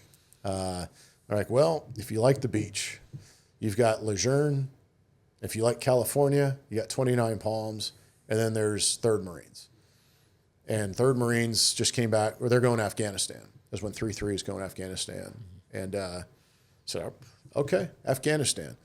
I don't want to ever go back to Iraq, really, but I'm willing to if I can stay in 5th Marines, whatever. But yeah, Afghanistan, that sounds like the original war we were supposed to be fighting anyway. Yeah. So let's do this. Afghanistan. Okay. So I'm going to 3rd Marines thinking I'm going to Afghanistan. And I talked to a buddy of mine who was the OPSO for 2-3, a guy I've known since I was a Lance Corporal, right? We went to college together. Another rock star, a guy named Tom Wood. I'm like, Tom, where's 3-3 going? He goes, everybody's going back to Iraq, bro. Everybody, right? So 1-3 was in Fallujah. They came out of there. That's where they took all those deaths. They've got pulled off the MEU, didn't they? Yep. Yeah. They were on the MEU. They go to Iraq. They're in Zaydon. They're in all kinds of bad places. Zaydon, they're in there. But they have that horrific crash in January of 2005. And I learned about that from a friend of mine. It's just like, I remember driving, heard on the news, listening to radio as I'm driving to work. So I'm driving this 50-something miles from where I live to Camp Pendleton, to the gate, or to the camp where I was at Pendleton. Like, man, that's 1-3. Holy cow. By that time, I knew I was going to 3-3. So that summer, May of 2005, around there, we moved. And then I got married. So I got married there in K-Bay. My wife and I got out there. We couldn't get on base housing because we weren't married, but we wound up moving on base housing and all that sort of thing. But so I'm planning a wedding. I check in to 3-3, to Lima 3-3, take over Lima. I was excited about it, Lima. So I'd served with Lima 3-7, right? That was Gannon's company and all that. Now I'm Lima 3-3, so there's something about that. We even met Jack Ripley, Colonel Ripley, the legend, original Lima 3-3, right? At a mess night that summer, right? And that was exciting. I was like, sir, I'm doing my best with your company, because that's always Jack Ripley's company, right? But he had done a lot of work at the Naval Academy, and he knew all about Rick Gannon. So I'm telling Colonel Ripley the whole Rick Gannon thing. We're analyzing it. I found that to be interesting. Like, this is Colonel Ripley. This guy's a legend, right? I mean, this is him. And we're having this conversation about about Lima. So it was surreal. And it was also very exciting. This is 3-3, America's battalion. If you're on the West Coast in Hawaii, and all the Lejeune, Camp Lejeune, right? We honor the legendary General Lejeune by mispronouncing his name, so we call him Lejeune when he's Lejeune, whatever. But you sound like a tool if you say Lejeune, right? But it's Lejeune, and all those guys think that one of the 6 Marine regiments or 6 Marine battalions is America's battalion, or 8th Marine. I think it's 2-8. I forget. One it's of 2-8. Yeah, something like that. Anyway, So here we are with this unit that just came back from Afghanistan, 3-3, and we're 7 months later, we know we're going back to Iraq. This was different because we had time to train, time to work up. And I had, you know, and you were in the infantry, things are a little bit more scripted and all that, but I was kind of forceful with some ideas. Like, I need to hike the dog shit out of these guys, right? We need to be on our feet all the time. We need to be focused all the time. We need to simulate, and we can't waste their time. Those are my things. Like, the type of thing, we're going to train really hard. And then when we get back, it's going to be like this. Formation is when you guys are ready. Rifles, clean, barracks, ready to go. I come to your barracks. We do awards, safety brief. I'll try to make the safety briefs funny, all that sort of thing. We do that. And as long as there are no libo incidences, not worried. But we had this climate there where people, when times you let your Marines go? Like, yeah, let them go by noon. You know, 1 o'clock maybe. You know, I mean, yeah, we're still first sergeant and I are in the office dealing with all kinds of stuff, right? Mandatory fun at the officers club or whatever. Yeah. But getting the Marines out of there. It's like, don't waste their time and train the crap out of them realistically. So that was my thing. I got to do that because now I knew how to train. I knew how to get the Marines ready. And I had some stories to lean on from friends who had done some amazing things downrange and my experience. But then again, we tend to always fight the last war or the last deployment. Barwana 06 was different than Husaba, Karabala, Sadr, and freaking Al-Khaim in 04. You know, now I'm a company commander. I don't have a platoon that's bouncing around from infantry company or infantry battalion to infantry battalion looking for work. You know, we own battle space. You know, we have to deal with we have the Iraqi army with us, you know, and that was our mission, was to train the Iraqi army. Yep. More than anything else, we had to make them capable. And they were a mess, as you guys know, because you worked with them. But they started to get better, you know, and we started to do independent stuff. We built an Iraqi, one of our mobile assault platoons that had like 4 Marines, and the rest were Iraqi. And I would spend a lot of time with those guys because those guys tended to get in gunfights, you know. So I mean, just good, right? They needed that. But anyway, kind of digress a little bit with that. But yeah, that transition was you know, an administrative career progression thing. You now need to command a company. And I was excited to do that. That was the best job I've ever had. Yeah. That was, if I could have spent my entire career as a rifle company commander, I would have been happy. Yeah. Yeah. It was the Marines, it was you guys. I mean, there's not a single Marine in that company that I wouldn't go back and, you know, I can't say that about other units I've been with. I can't.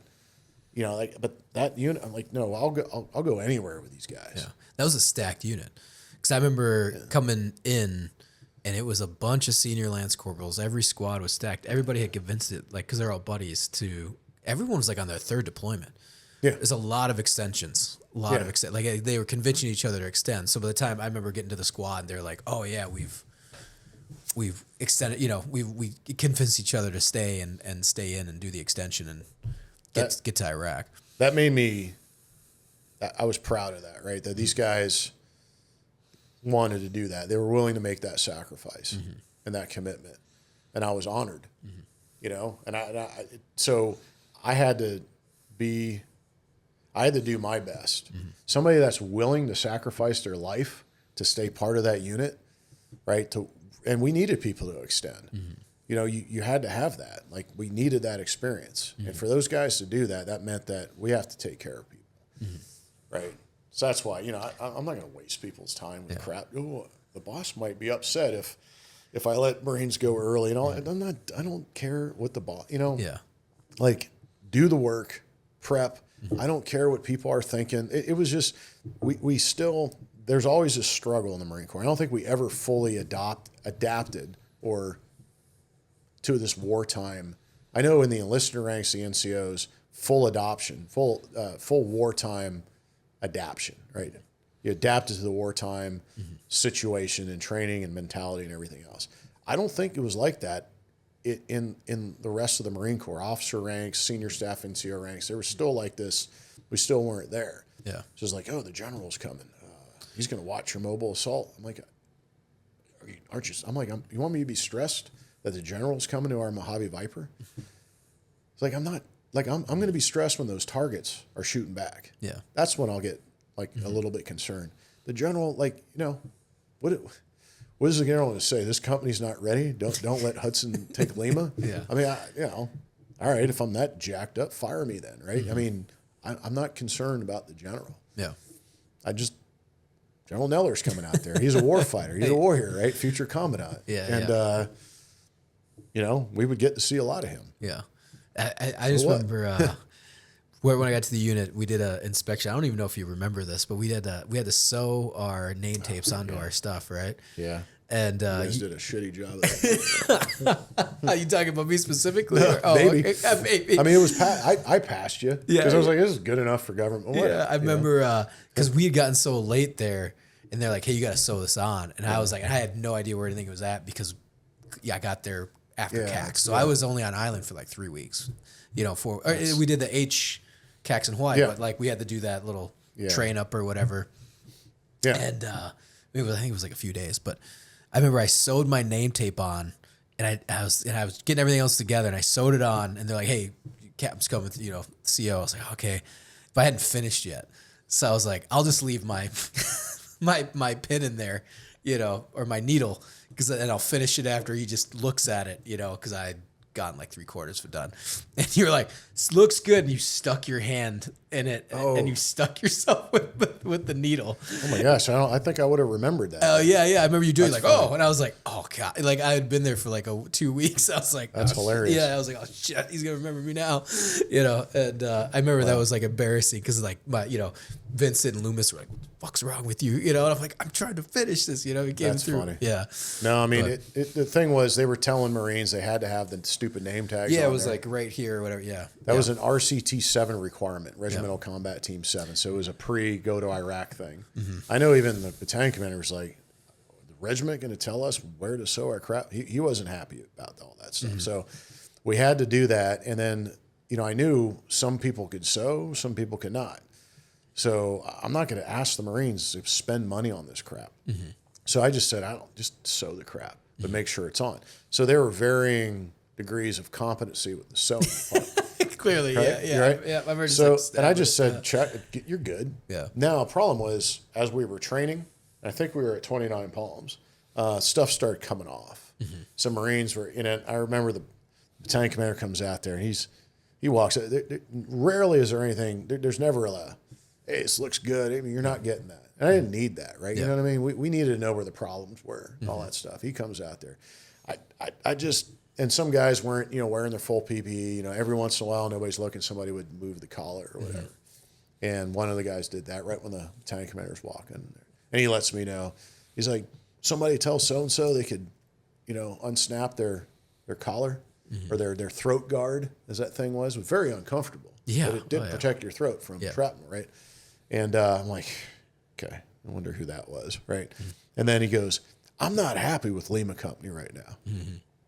And I said, without trying to say I kind of don't care, because I really did. I'm like, all right, what, like if it's something serious, like discipline, this and that, I get it. Mm-hmm. Or like we're missing the target. Like you said, hey, I'm unhappy with your rockets, like I am too. It's like, damn, we need to hit. Our rocket fire was inaccurate. We needed to get better. Mm-hmm. Got it.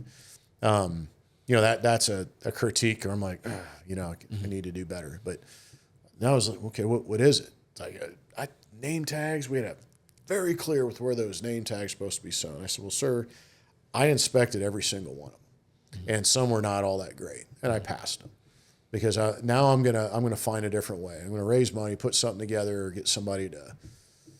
Figure out maybe somebody can sew all of ours, or we'll get them fixed. Mm-hmm. So then we had to go get them professionally done. Mm-hmm. Fortunately, we had one of our sergeants, I think it's John Paul, I believe, his wife from 2nd Platoon. I think I remember. Yeah, she did all of them for a small fee, right? So guys, we got to either you're a seamstress, and you're like that guy from Silence of the Lambs doing all the seamstress stuff, right? Yeah. Or we're getting them done professionally from her. Mm-hmm. One, I can't allow the different threads and craziness and all that stuff. I just didn't want to tell people to spend money on something that a Marine shouldn't be charged for. I thought it was wrong. But, you know, if we look terrible with the stuff falling apart, we looked like we'd been downrange for a year, right? It just looked, while all the other companies, of course, had told their Marines to get them done professionally. Whatever. So then I had to kind of compromise a little bit, or just we were going to look like crap, and I was going to get, you know, I'd rather be, I mean, that takes up time. You know, I want to focus on other things. So we just had to get that taken care of. Yeah. So that was hilarious, actually. But I remember that specifically. It's always stuck with me. I did. You know, I had to, you know, you have to inspect. Yeah. But most of the inspections I would do would be over in the barracks. Like, I'm not going to bring the company over to my office. I want to see how people are living. I want to see who has the weird shower curtains. Who has the fancy shoes. Like, I think Pokilko had some shoes that were so high fashion and advanced that I sounded like a moron, because I'm like, are these like your magic shoes? You know, is this a Forrest Gump kind of thing? He's like, those are Italian from Milan. And I looked them up later. Like, damn, man, that guy's like into some high fashion stuff. Like, yes, like, I got to know more about this guy, right? He's like, I'm looking like a fool trying to throw a joke in there. But, you know, you normally see that. You see, like, you know, a shoe layout, some civilian clothes, and suddenly here's some Gucci stuff going on there, and you know, then you got, you know, all kind. You know, so I liked going over the barracks. I wanted to see whose air conditions weren't working that well, right? I knew, like, you know, whose rooms were okay. AC works here, it doesn't here. We got to. What are we doing to get this fixed? You have to see all that, right? And I think it was just one Friday where we had to do inspection, and it was a late Friday. I said, hey, I'll never keep people late unless we absolutely have to get stuff done. So that way, you know, you're not wasting time. But people do know, hey, you know, hey, this particular Friday, it's going to suck a little bit, because I want to see NVGs. I want to see a full combat layout and how people are packing. Where are your extra batteries? Looked at, you know, your iodine thing burst in your IFAC kit. Let's get this stuff replaced. You know, I was just kind of anal about stuff like that. Right? But yeah, you want a first aid kit to have the stuff that's supposed to have in it, right? You know, like, you don't want pogey bait in there. You don't want, gas masks are supposed to actually have the gas mask in there with the actual filters, with lenses where you can actually see something. Not like a bunch of chewing tobacco and spit cups and all that coming out of your gas mask bag. You know, all that stuff, right? So, and NVGs, they need to work, and extra batteries, right? That kind of stuff. So, yeah, that's what I cared about, right? You know, that's the stuff you need to survive. And then you got to inspect, and all that. Those are the things. But gosh, people would get wrapped up around, you know. What's some of the, you're the commander, company commander. What was some of the crazy stuff that happened that we didn't see, like, on our level? Like stuff, not stuff that you guys did, right? Well, I mean, like, just weird stuff. Yeah, the Marines. Yeah, before we deploy, you know, because you got to deal with a bunch of infantry Marines before. Before we take off. Well, I'd only gotten there the last few. We weeks. had one deserter. Did you really? And he came back, and I feel really bad, right? Because the parents of this young man, he had deployed before. He was with the Afghanistan. Came back, and he actually, right after he came back for 29 Palms, his parents came. His dad was like a neurosurgeon. Wait, so he had deployed to Afghanistan? He had deployed to Afghanistan. Okay. Come back, and basically was like, I'm not going back, right? And so he was a deserter, came back, and he goes to the brig. And it's like, here's his chance to deploy with us. We can kind of wipe the slate clean. His dad's like, no, I'm a neurosurgeon. I don't care. For some reason, my battalion commander was like, Dad's a neurosurgeon. Like, around extremely smart people, our battalion commander was very, like, treated him differently. It was really weird, you know? I mean, he's a retired general now and all that, but I'd love to give him a hard time about this. I'm like, why are we wasting this time? I don't care that you're a neurosurgeon. You're also lying and trying to cover up for your son. And it was just, I'm wasting my time. I've got Marines getting ready to deploy to go downrange. And I need to spend as much time with them as possible and allow them to spend as much time with their families or loved ones or whatever before we go. And here I'm dealing with this nonsense, right? But I think it was more on the family, because later I would deploy, I'd be in Iraq, and I had a 2-7 staff sergeant says, "Hey, you were 3-3. Did you know so and so?" I said, "Yeah." He's like, "I was his recruiter." It told me how like the kid, his parents tried to talk him out of going to the Marine Corps, try to tell him all the things he needed to say to get out of boot camp. Then after boot camp, all this stuff, and he wanted, but now he had this. He was scared about Iraq. We all were, right? And now the parents came in, and it was the parental influence. And then after he got out, like one of the Marines, some of the Marines that knew him, after he was discharged and all, he didn't deploy with us, obviously. He was, posting in social media that he was a sniper. Oh, right. You guys would have. He's one of you, right? But he wasn't one of you. No, yeah. And I feel, man, that he wanted this, but it was the I felt bad. Yeah. Like you tell, I felt terrible, manipulated from Yeah. They and then after talking to his recruiter, I was like, I'm thinking, man. So that was interesting. But I was getting my first sergeant and I were in there getting really frustrated because we had told you need to get him back. Okay, we're just going to go on deserter status, get him back before the 30-day mark, or he's going to the brig. And then the father, this is a neurosurgeon. He made that very clear that he was very smart. Obviously, he's a neurosurgeon and probably had higher SAT scores than I did, right? And he's in there just lying, making stuff up, right? And it called out my first sergeant. Like he goes to First Sergeant Walls. He's like, "No, I said this to you," and then Walls is like, lose it. He didn't. He's losing it. And then the battalion commander could be quite harsh at times. Yeah. It's kind of like, "Oh, calm down. All right, let's hear the man out." I'm like, I just couldn't believe it. Yeah. We're talking about a deserter. We're talking about, like, what are we talking about here? Yeah. Let's end this. He goes to the brig. He gets discharged. And they're trying to say, well, we want him to be discharged. We want him to have an honorable discharge. Like, negative. Yeah. I'm going to, we have guys that did not come back from these deployments. Yeah. We have guys that are getting hurt. These guys that are doing their job, those are the guys that are getting honorable discharge, not somebody that's deciding, hey, I don't want to do this anymore. It just doesn't work that. You got to honor your contract. And he has an opportunity to honor his contract. He comes back from this deployment. I think he would EAS, get out, a couple months after that. Yeah. That didn't happen. So he gets discharged, whatever he gets. I mean, it was probably eventually elevated. A lot of these things do. They fight it a little bit. I guarantee you that guy was going to fight it. Yeah. So he'd probably have better luck with the Naval Border Corrections than they would with us, right? But it was a waste of time. So that was going on. Another guy, the night that I let the company go around 2 PM, something like that, which was later than. I mean, we're 4 days from leaving, and there's nothing else to do. The stuff is embarked. Your barrack stuff is getting loaded up and shipped out. Yeah. We're leaving. So let the Marines go out. Just guys, just no libo instances. One of our attachments, a great guy though, great Marine, got in some domestic violence stuff with the wife. And the wife's attacking him. He's just bad. Yeah. MPs come to the house, and I get a call. So I'm this time my wife and I are staying with a friend of mine in Kailua, and I would run to work in the morning. That was my thing. And so I'm getting ready to leave. It's just after 5 a.m. and the phone rings, and it's the first sergeant. I'm like, not good. Not good. I answer the phone. I'm like, no, what the hell happened? I know you're not. Yeah. I know you're not my wake up call. Yeah. I know you're not. I miss you. I want to. Can't wait to see you. Yeah. We would joke around like that. Yeah. We were close, but like, what is it, First Sergeant? He's like, and he tells me, and that's, of course, I'm running in there. That's in my head. I trip over a piece of coral. Yeah. I wipe out. I break a toe, actually. Yeah. Poor me.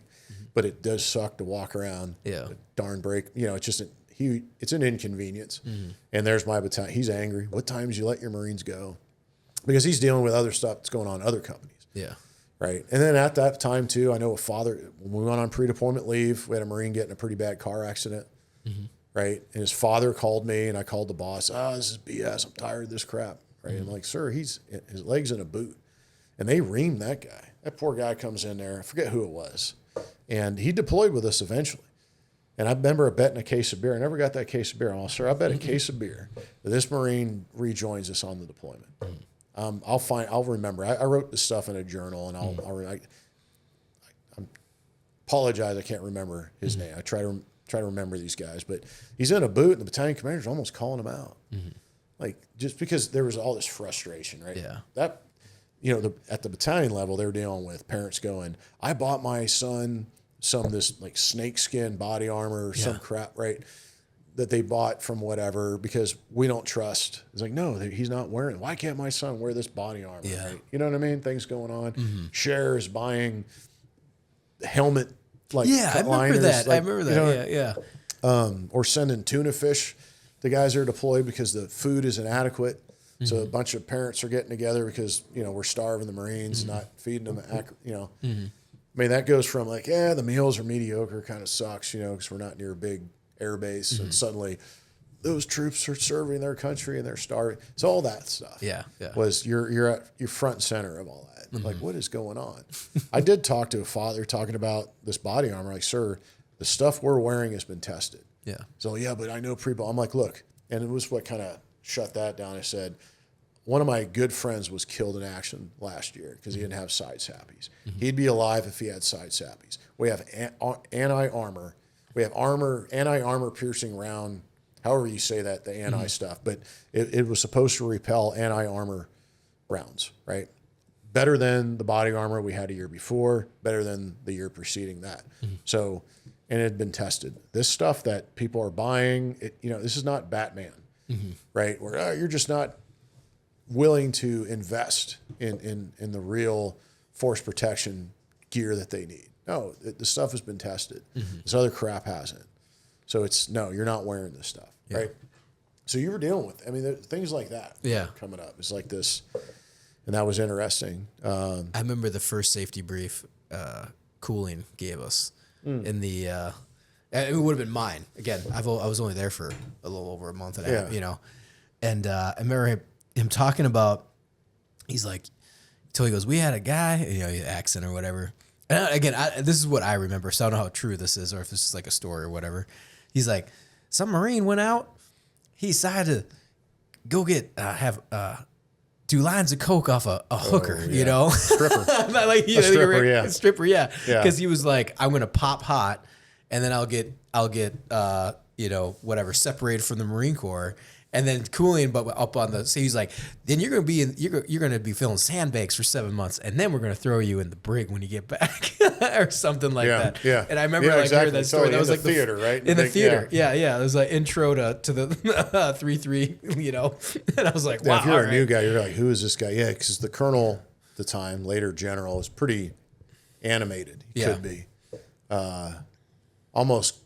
In a scary way. He could say, anybody have any questions? Anybody, we're talking about slings. That was a big thing. Yeah. Carrying the slings on the assault. Some Marines believed you take off the sling. I forget where they learned that. Take off the sling and you don't have the stupid sling when you're running and all that stuff. Then also when you get blown up, you hit, and you're rolling around, you don't have a rifle if you don't have a sling. Right.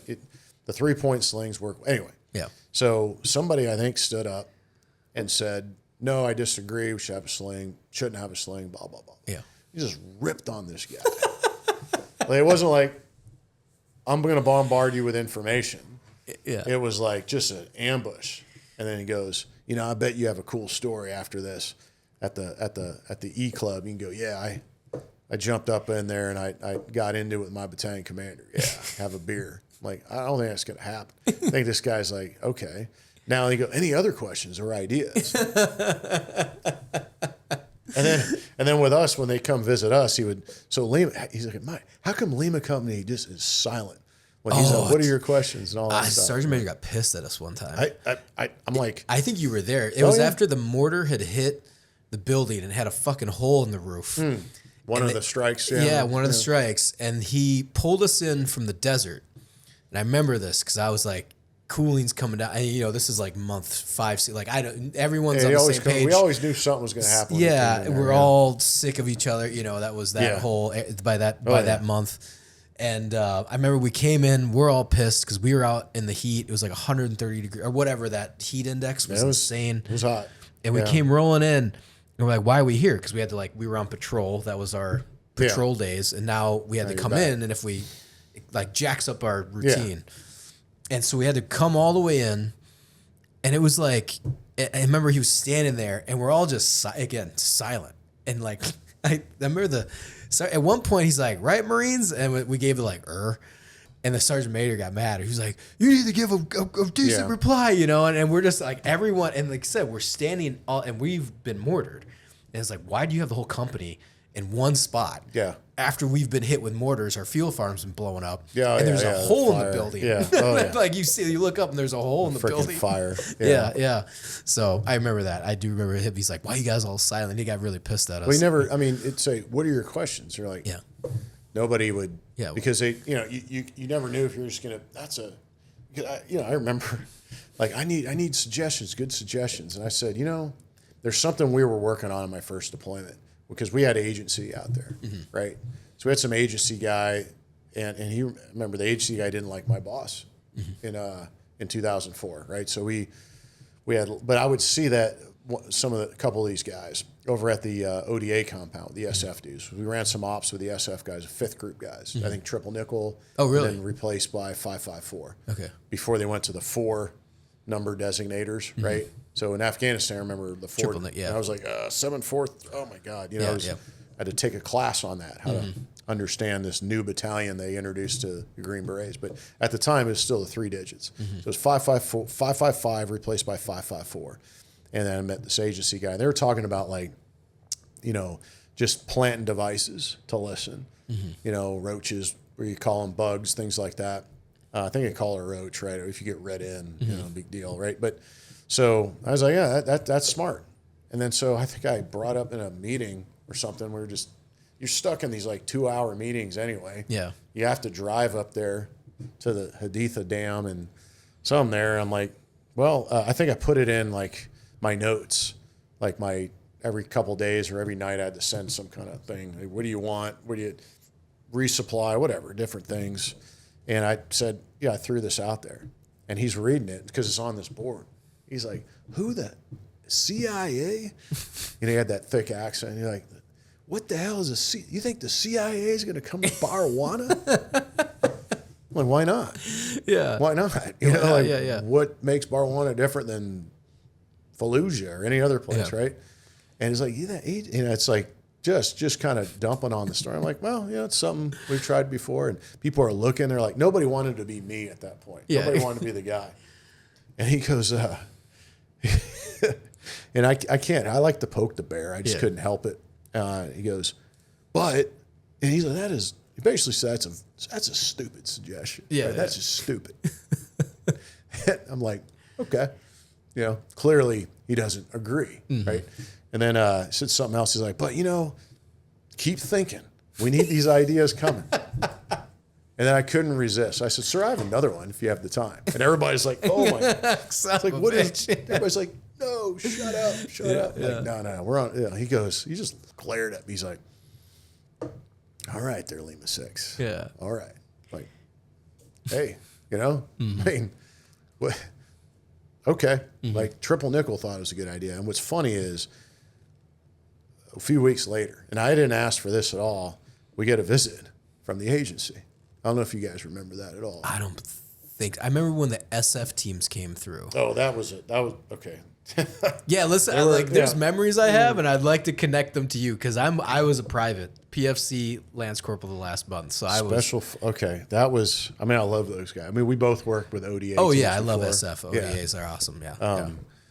But this particular group. So I guess I'll start with. Yeah, start with the CIA. The agency. So that was after, right? It was a little bit after we had the SF guys come, right? And it's funny because it was a group I'd later spent a lot of time with in Afghanistan. Yeah. But which obviously didn't know that at the time, but that I'd later see these guys. But the agency, you're thinking CIA, like in Husaba or Al-Qaim, this is just some crusty guy, looked like a mechanic kind of dude. So you have those guys are just crusty, old, grizzled looking dudes. And then the other side, you're thinking kind of like your former military, former SEAL, whatever, just James Bond kind of dude. Yeah. Then there's this guy that showed up with us. Looked like, the kind of guy, looked like Jared from Subway. Yeah. Before he perved and got sent to the can, right? Yeah. He had that kind of, like, I don't want this guy around the school kind of look. Yeah. Just nerdy, kind of like goofy, out of shape, overweight. Smart as hell. I mean, there's a reason why he's there, but just didn't fit the bond thing. He's like, I am here. So at the time, this was pre-Satwa. This was pre-awakening, where they were kind of really working with the Abu Nimr tribe to get them to flip. And that flip was happening in other areas. Just really hadn't hit us yet. The following deployment, it totally flipped. So one of our guys, Sheikh Sattar, was up the street from us, right there. You can see it from that machine gun post, from the main entry point. His house was right up there. And so this agency guy comes over. He's got 2 former Second Force Recon guys that are his PSD. And I was talking to them about, because at that point, things that happened on our deployment, I was thinking maybe my Marine Corps career is going to be a little shorter than I expected. And that's a funny story too, but not funny how that happened, but funny the conversations between the battalion commander and I, where I started doing research. Like, I need to maybe start thinking about another job. And so I'm talking to these guys. Hey, how'd you get into this? And they're telling me. I'm like, hey, you know so-and-so? We knew all the same guys from the recon community. You know Big Burrows? You know these guys? Oh, yeah, you know Big Daddy Crop? Yeah, we know. You know, so we're talking.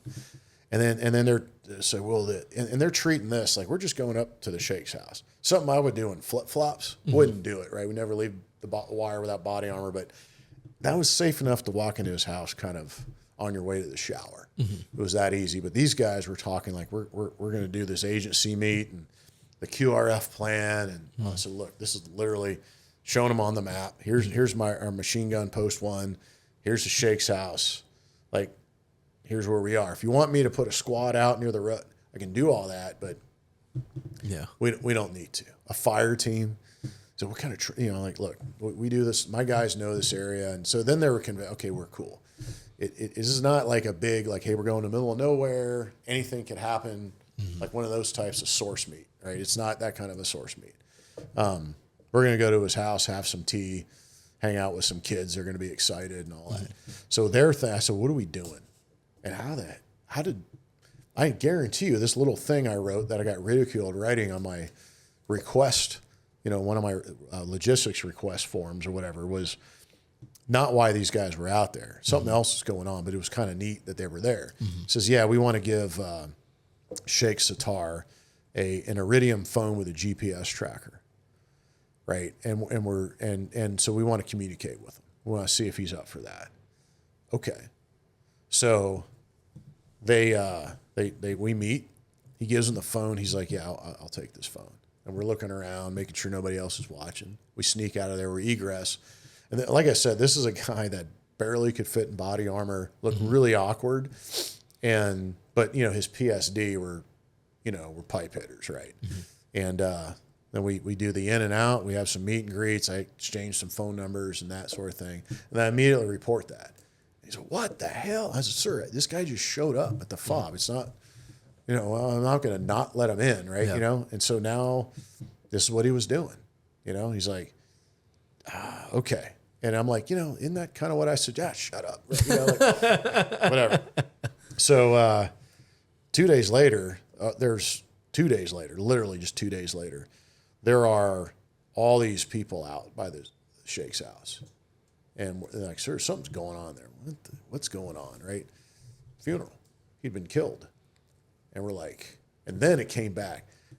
What the hell? It was like, I felt responsible for getting this guy killed. Or it was this damn agency, right? They were blaming I said, I don't think they're related. I just don't. Yeah. I think it turned out to be something else where another guy we used to visit, we used to call him the Iron Sheik because he looked like the Iron Sheik from 80s WWE wrestling. Yeah. And we would go over that guy's house. He lived closer to the river. I forget his real name, but the Iron Sheik, as we called him, got beat up badly by some people. And now there was a split between him and his Abu Nimr friends because he wasn't killed. So they're thinking he said something about, so it was a squabble. It was tribal. I don't think anybody knew that this guy had the Iridium. Yeah. I don't even remember if we recovered that or not. Because now it's like, oh my God, he's been killed. So that was kind of crazy, right? Now, the SF guys. So there was a 7th group team doing straight up raids and hits. Yeah. And they were operating on an ancient targeting list, I guess. So it was all these bad guys that used to hang out in Barwana before 3-1 moved into the neighborhood. Right. So Barwana was a place safe on that side of the river, no American presence. All these clowns that were our targets, we'd hit their family members and all this stuff. I don't know if you remember the one guy, there was a wee man in there, like a dwarf. Kind of, yeah. And he's sitting there with the Iraqi soldiers. They're playing video games, right? And we would hit these dry targets just once in a while, just to kind of keep people off balance, right? Because you never knew when these guys were going to re-establish themselves right under your nose and that type of stuff. But same thing, we go in there and there's a wee dude. He'd open the door and the Iraqi soldiers would hang out with him, play video games as we search the house for nothing. We do that from time to time. Yeah. But these guys full on hit that house as if the target was there. Samad Barden, or one of these crazy guys that had been involved in killing the Marine snipers. Yeah. Jade Ali Hussein. I'll never forget these names because we killed Ali Hussein. The Amtrackers did at a checkpoint when he tried. There was a guy that filmed the death of the snipers. Yeah. Yeah, they killed him filming his death. Yeah, like I think I've Blair seen Witch that one. kind of stuff. Yeah, Awesome. I remember that video. I think we have that one. Yeah. Oh, they were like, yeah, there are only 4 Marines there, and then 2 of them will be awake. We're going to hit them hard. No, it was a squad, and it was a squad that just happened to be replacing another squad. Yeah. So it was basically like a platoon minus up there. They had the high ground, and they just laid waste to these clowns. Yep. And the Marines were bored and angry, and they were just, it made our day. Yeah. Thank you so much, Mr. Jihadi. That's a great day. Yeah. Yeah, the day you get to pull the trigger is a good day. Exactly. Especially when it's hot. But this group was operating an old target package that predated the time that FOB had been established, because all those guys moved out. They would infiltrate in, or they'd send their cronies in there. They'd do work in there, but they didn't live there. That wasn't their bed down site. They were way out of town because they weren't going to risk us just walking in. I mean, no. So anyway, these guys had done a raid at night, never alerted. I don't know who was ever alerted because they operated. They didn't know where. I mean, it was just. And there were other events like that would happen later in other areas of operation where it would work. But normally you get a phone call. And these guys, and all their objectives were like 7th Group, Latin America objectives. It was like Objective Cartagena. Like Cartagena. Like, well, okay, I understand. I know where that is. Yeah. In South America. Yeah. Where's that here in Barwana, Iraq? Well, that was Barton's house. And then or whatever that guy was. The guy with the dwarf cousin or whatever that was in there, and then there's other targets that were even closer, and these guys were hitting them, coming in with helos, like full on, like 30 of them in there. Yeah, because I remember they stacked up in our courtyard one time. I was like, "Who are these guys?" Well, so that was a week or 2 later. So what happened that night? There something happened that night. I didn't know anything about it. It was just we heard some noise and, hey, I think there's something going on somewhere, right? We didn't have a patrol out there. No idea what was going on. So in the morning, though, we had the civil affairs house that was kind of right next to us. Right next to us. And they're like, hey, and one of the Marines is like, sir, he's like, things are getting shaky over there, meaning there were a bunch of shakes. Like, what are these guys doing here? These are the guys I can't, for the life of me, get to show up to a meeting because they're afraid. They're all there. And they want to see me. Like, and they said, you said, Naqib Hudson, right? I think that's the captain rank in Arabic. Yeah. And I'm like, yeah. And I had my interpreter there, right? Fortunately, through language, you have time to think about what you're going to say. I said, yeah, I control what happens here. We control what happens here. I know what happens here. I control all U.S. forces here. Yeah. This guy's like, well, my cousin was killed because they'd killed some guy. Oh, no They shit. did a call out, and then some dude came out with a riot, and they shot him. And he was not an insurgent. He was some guy that was maybe made a poor decision. No. But, the Iraqis were not used to that kind of hit. We just go in the house or we knock on the door. Generally, we if we thought there was a target, we'd enter the house. These guys were doing call outs and would breach, explosive breach, all the flashbangs, the whole 9 yards. And we weren't doing that stuff unless we had a target, like the IED guy, that guy, but so, and I had no idea. I had no idea this happened. Now there's a dead guy. And I'm thinking, did this really happen? And then the cat, he's like, yeah, this guy was killed last night. And then they're pointing the finger at me, thought you knew about this. I said, listen, quick thinking. Like these special operations teams that come in here act on behest of the president. President of the United States tells them to do, I mean, they don't answer to me. Mm-hmm. They don't answer to my boss. They don't answer to my boss's boss. They're at the highest levels of our government. Yeah. And if there's bad things happening in Barwana, believe me, the president knows about that, and these guys will operate.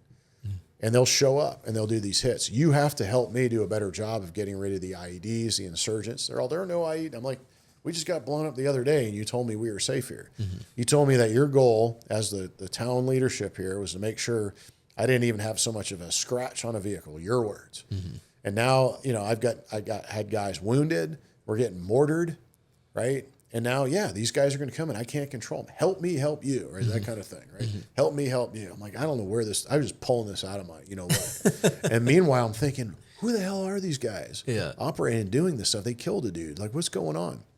So after they left, a little pissed off, unhappy that this guy died, I said, look, let me talk to these guys, see if we can work something out, but you have to help me. Mm-hmm. You guys have to meet. We have city council meetings. You have to show up. You're getting paid. Like, you have to show up. Well, we might get killed. I'm like, I'm going to start arresting people if you don't show up to these meetings. Mm-hmm. Like, okay. So they leave. I'm like, man, what happened? What happened? So I find out that, yeah, the 7th group team, and they send me the con ops. Oh, we meant to send this to you. So they send us the concept of operation, the con ops later, and they have these 2 targets, Cartagena. I'm like, what are we doing here? There's nobody here. Like, what's driving this intel? What's driving these guys to come here? So I said, please, you know, can we set up telling our battalion, you know, the OPSO and everybody else, can I get a heads up? Because I need to know that these guys are operating. This could get ugly. Like, I need to know our friendly forces. You know, this could get bad. Mm-hmm. So let me know. I've got Iraqi troops here. You know, they see an AK. Are they going to light these guys? They don't know anything about our area, obviously. Yeah. So one night, they stumbled upon us, right? I got this call. Hey, so I got woken up, and there's this team out there, a bunch of guys were outside trying to get into the fob, right? And then they were like, yeah, we need to meet with you. And then they were kind of confused. And I said, okay, go to the mosque, Big Dren, just go down the street, and my gate, the guys at the gate, machine gun post 1 can see you. Mm-hmm. And they were all over the place. And they had this crappy like map that they were using. They came in from like the wall, like the backside, like where that wadi was that led to the river. They came up through that. Really? Yeah. I'm like, okay, we're looking for them down the road. I'm outside. Where are these guys? Suddenly they're near the wall. And then we let them in, and then we start talking. And then one of them lost a pistol. They're like, hey, if you guys find a Glock here, maybe in your weight room, be nice. Yeah, so they were unimpressed with that particular group. Yeah. Yeah. But they were cool, you know, and they said, hey, we're hitting this one target. And that night or whatever, they hit another one. It was kind of Keystone Cops, right? They set up a guy on the outhouse, you know, kind of in an overwatch position. The roof collapsed. He fell in there, you know, and then they did a call out and didn't have a response. And they immediately, you know, what they were doing is they're chucking flashbangs in through the windows because they had just lost it. I mean, I had guys shot in the face, and they're used to working with, you know, in an area where there's a hard target in there, somebody that's ready to fight, suicide vest, the whole 9 yards. Mm-hmm. That's just not happening right now here. Mm-hmm. Like, you guys need to tone it down. I'm comfortable just walking in one of these houses or sneaking in or whatever, doing some burglary stuff. But, you know, we're flashbanging. You get a kid's room, you're throwing a bang in there. Just your little girl, you know, it was bad. Mm-hmm. You know, we had the civilians suffered some injuries. Then after that, they were like, hey, I got an idea. How about if you start getting some decent intel feeds that you got some pipe hitters coming back in this area, please let us know. Mm-hmm. I said, I will. But here's the thing, and I was pointing out other areas of the map. I can't get to these far off areas. Mm-hmm. You know, to the south, I drive a Humvee down there. They can hear us the second we leave the gate. Mm-hmm. I have no element of surprise. We just have bad things waiting for us at the end of the road. And then these other areas way up north where I think these guys are hanging out, I only have a single source hit on that, but that's worth checking out. If you guys have air assets, you can just helo in, do a hard hit. I don't have that capability. I don't have helos on standby to throw my squads on top of a target, right? Force Recon does. And I've thrown target packages to my buddies at First Force who are now back at Al-Assad. Mm-hmm. But they're like, hey, Mike, that's a single source. I'm like, yeah, but I know these bad guys. But let's develop this target a little bit. I know that the guys that are coming into my area are driving from a distance. And here are some areas where you guys have helos and, you guys have a C-130 Spectra gunship at your disposal. Don't fly over my FOB with a Spectra gunship. Yeah. Like keep this heavy stuff, in areas where I think our bad guys are hiding out. Because the targets we have here, we can handle. Yeah. I just don't want a friendly fire thing. I don't want collapsed outhouses. I don't want injured 14-year-olds. Come on, guys. So that was kind of comical. And then the guy lost a weapon. And normally we know that's not normal ODA behavior. I worked with 7th Group. I told guys that story when they'd start saying, yeah, there was this Marine I saw. It was kind of chunky, at the FOB. I'm like, oh, yeah? Hey, Captain, I got a story for you about an ODA team from 7th Group in Iraq. They're like, sir, that didn't happen. Oh, it happened. Yeah. And I started naming names. This guy, that guy, and the captain, he was kind of young. He's like, no. And the platoon sergeant and the chief are like, hey, I know those guys. Yeah, I know him. That guy's a clown. Straight. They're funny. They're ripping on each other. I'm like, oh, okay. Yeah, yeah. Right, you see? Yeah. So we had some fun with that years later. But that's the long-winded version of that crazy story of the SF. Yeah. And I always wonder what the Marines were thinking because I know guys were on guard, right? And they're looking. Well, I just remember rolling in from patrol or something happened. I remember I came around the corner. I'm like, what are you guys doing here? And then, Loomis was like, oh, they're special forces. I'm like, cool. And then they were gone. They were gone. Yeah, they hung out they were there till like 4 a.m. Yeah. And then they're like, yeah, we're going back to forget where they're going back to. I'm like, eggs to order. Sausage, cheese, like ice cream. That's where those guys were going back to. Yeah.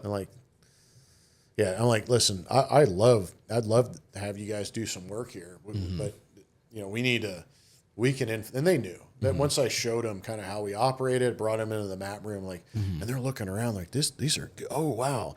And I had we had all the pictures of the folks there and they were taking notes. Yeah. Yeah. So I remember, we stopped doing this, but we were supposed to be doing R&R trips back to the dam. Do you guys remember setting that up, and then we just stopped doing them? Well, we didn't.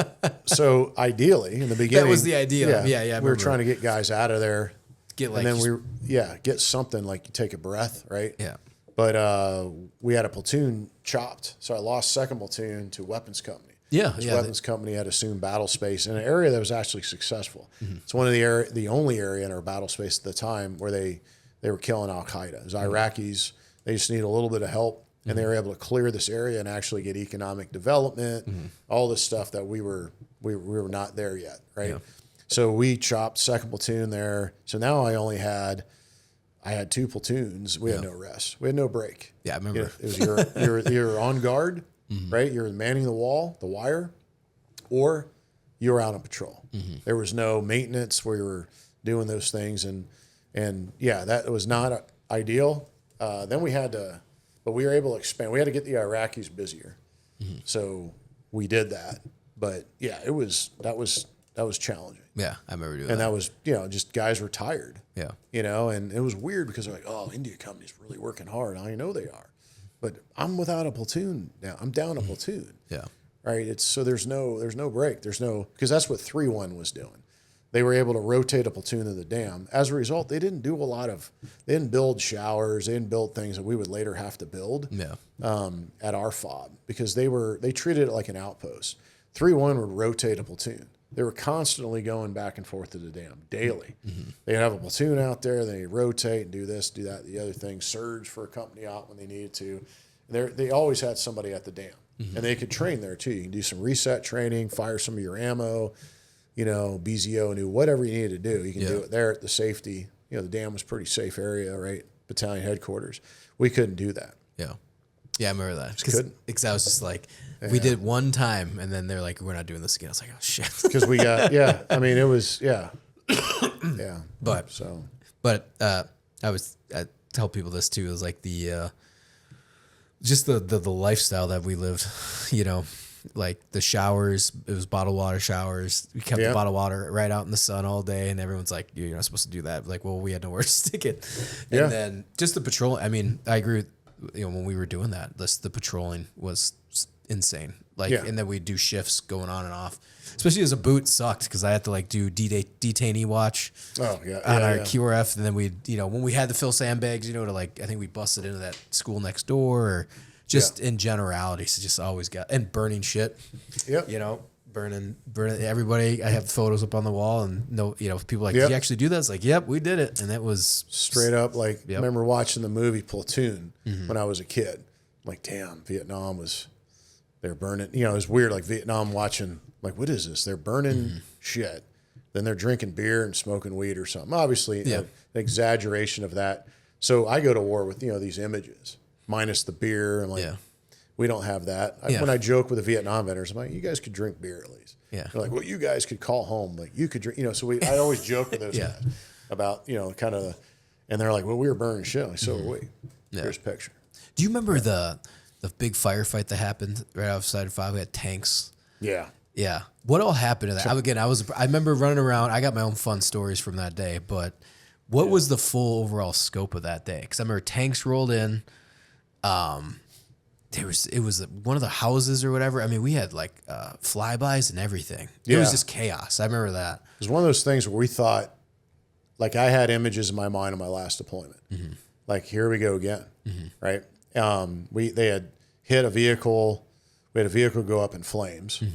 Was that the one with the Mark 19 on? Yeah. Yeah. That, so it was cooking off like the whole day, burning. And then we had just a bunch of contacts all at the same time. So everybody was busy. And then we detained a ton of people. And then we were using the new residue checks to see if somebody had fired a weapon. And it looked like we had all these people. And then I had a 12-year-old kid test, but then I realized these kids sucked. So we had to chained all these people that had nothing to do with anything. Yeah. And that, so we had a bunch of detainees. We had, we had a couple of gunfights, but then they exfilled, they left, right? They didn't, it wasn't like this big stand where they're going to get their jihad on and martyr themselves or anything crazy like that. They got out of there. Yeah. And I think they escaped through the river, and we pursued them a little bit. We cleared a couple of houses, detained a few people, but cleared a house one time. I mean, but they got out of there. Yeah. Right. And so by the time the tanks were clearing, I mean, all of that happened at the same time. And one of the tank platoon commanders was very spastic. Yeah. And he wanted, and it was like, so the crazy thing about it with the comms, the tanks were on Battalion TAC 1. We had our company TAC radio. So on a radio, I'd have Battalion TAC 1, so I could obviously talk to the boss. Another radio, or on the same radio, could switch to company TAC, right? So I could stay engaged with in the company fight.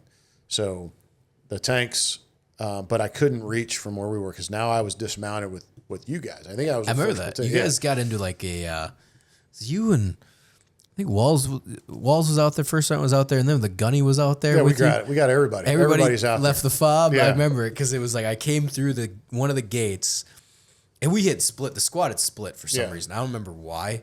And it being me and Monty cleared an entire house on our own. It was wild, not good. No, it was like somehow we gotten split, and then we ended up clearing this house. I remember Polk was in and around the area. We're just trying to get some order to that. Exactly. Because it was getting out of hand with that stuff. Yeah, it was kind of crazy. And I remember getting up, like running beside the tank and then being like, this is fucking awesome. It's kind of cool, yeah. Yeah. And then the tank started swinging the turret around, and I ran underneath it.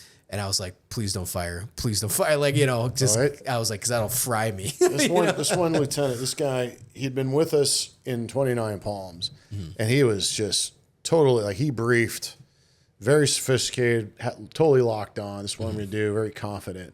And then even in training, when rounds are going down range, the dude is just like flipping out. It's like totally spazzing out, like calm down. Right. And I remember that. It's just, you wouldn't think that from talking to him. And here we are, and I got a main gun shot. I'm like, you negative. So the problem was I couldn't reach Battalion TAC 1. Yeah. And like talk to the tankers and the command. We were out of, I had the antenna up. We were trying. Eventually, We did. I want to say Pittman had the radio, or somebody had the radio. Yeah, Pittman was radio for 3rd Squad. He was able to get the antenna up, but we had to stand on a roof, totally exposed, to get the communication shot, to get the comm shot. So what I was doing, I was calling the fob, had the XO in there who was relaying, right? So I would call on company tac, tell the tanks this and that. Yeah. And you could hear, he's like, he wants to fire a main gun round negative. There's no main gun round. You're not firing a main gun round. What lieutenant was that? Because I think Tambo from map section, I remember he said he tried calling it a main tank round. Well, this guy just wanted to start. He's like, Yeah. you're telling me that there's fire coming from this house. He just wanted to start pumping main gun rounds in this house. I remember the house too, which one it was, because it was all blackened out and shit. Yeah, there were that, and then even we got air, and I know they're saying, I don't know if this was a separate incident. We had one where they're like, we got some F8. Even the battalion commander's like pushing that. You got air. You want to use it. They're ready to drop. And I'm like, no, we're not.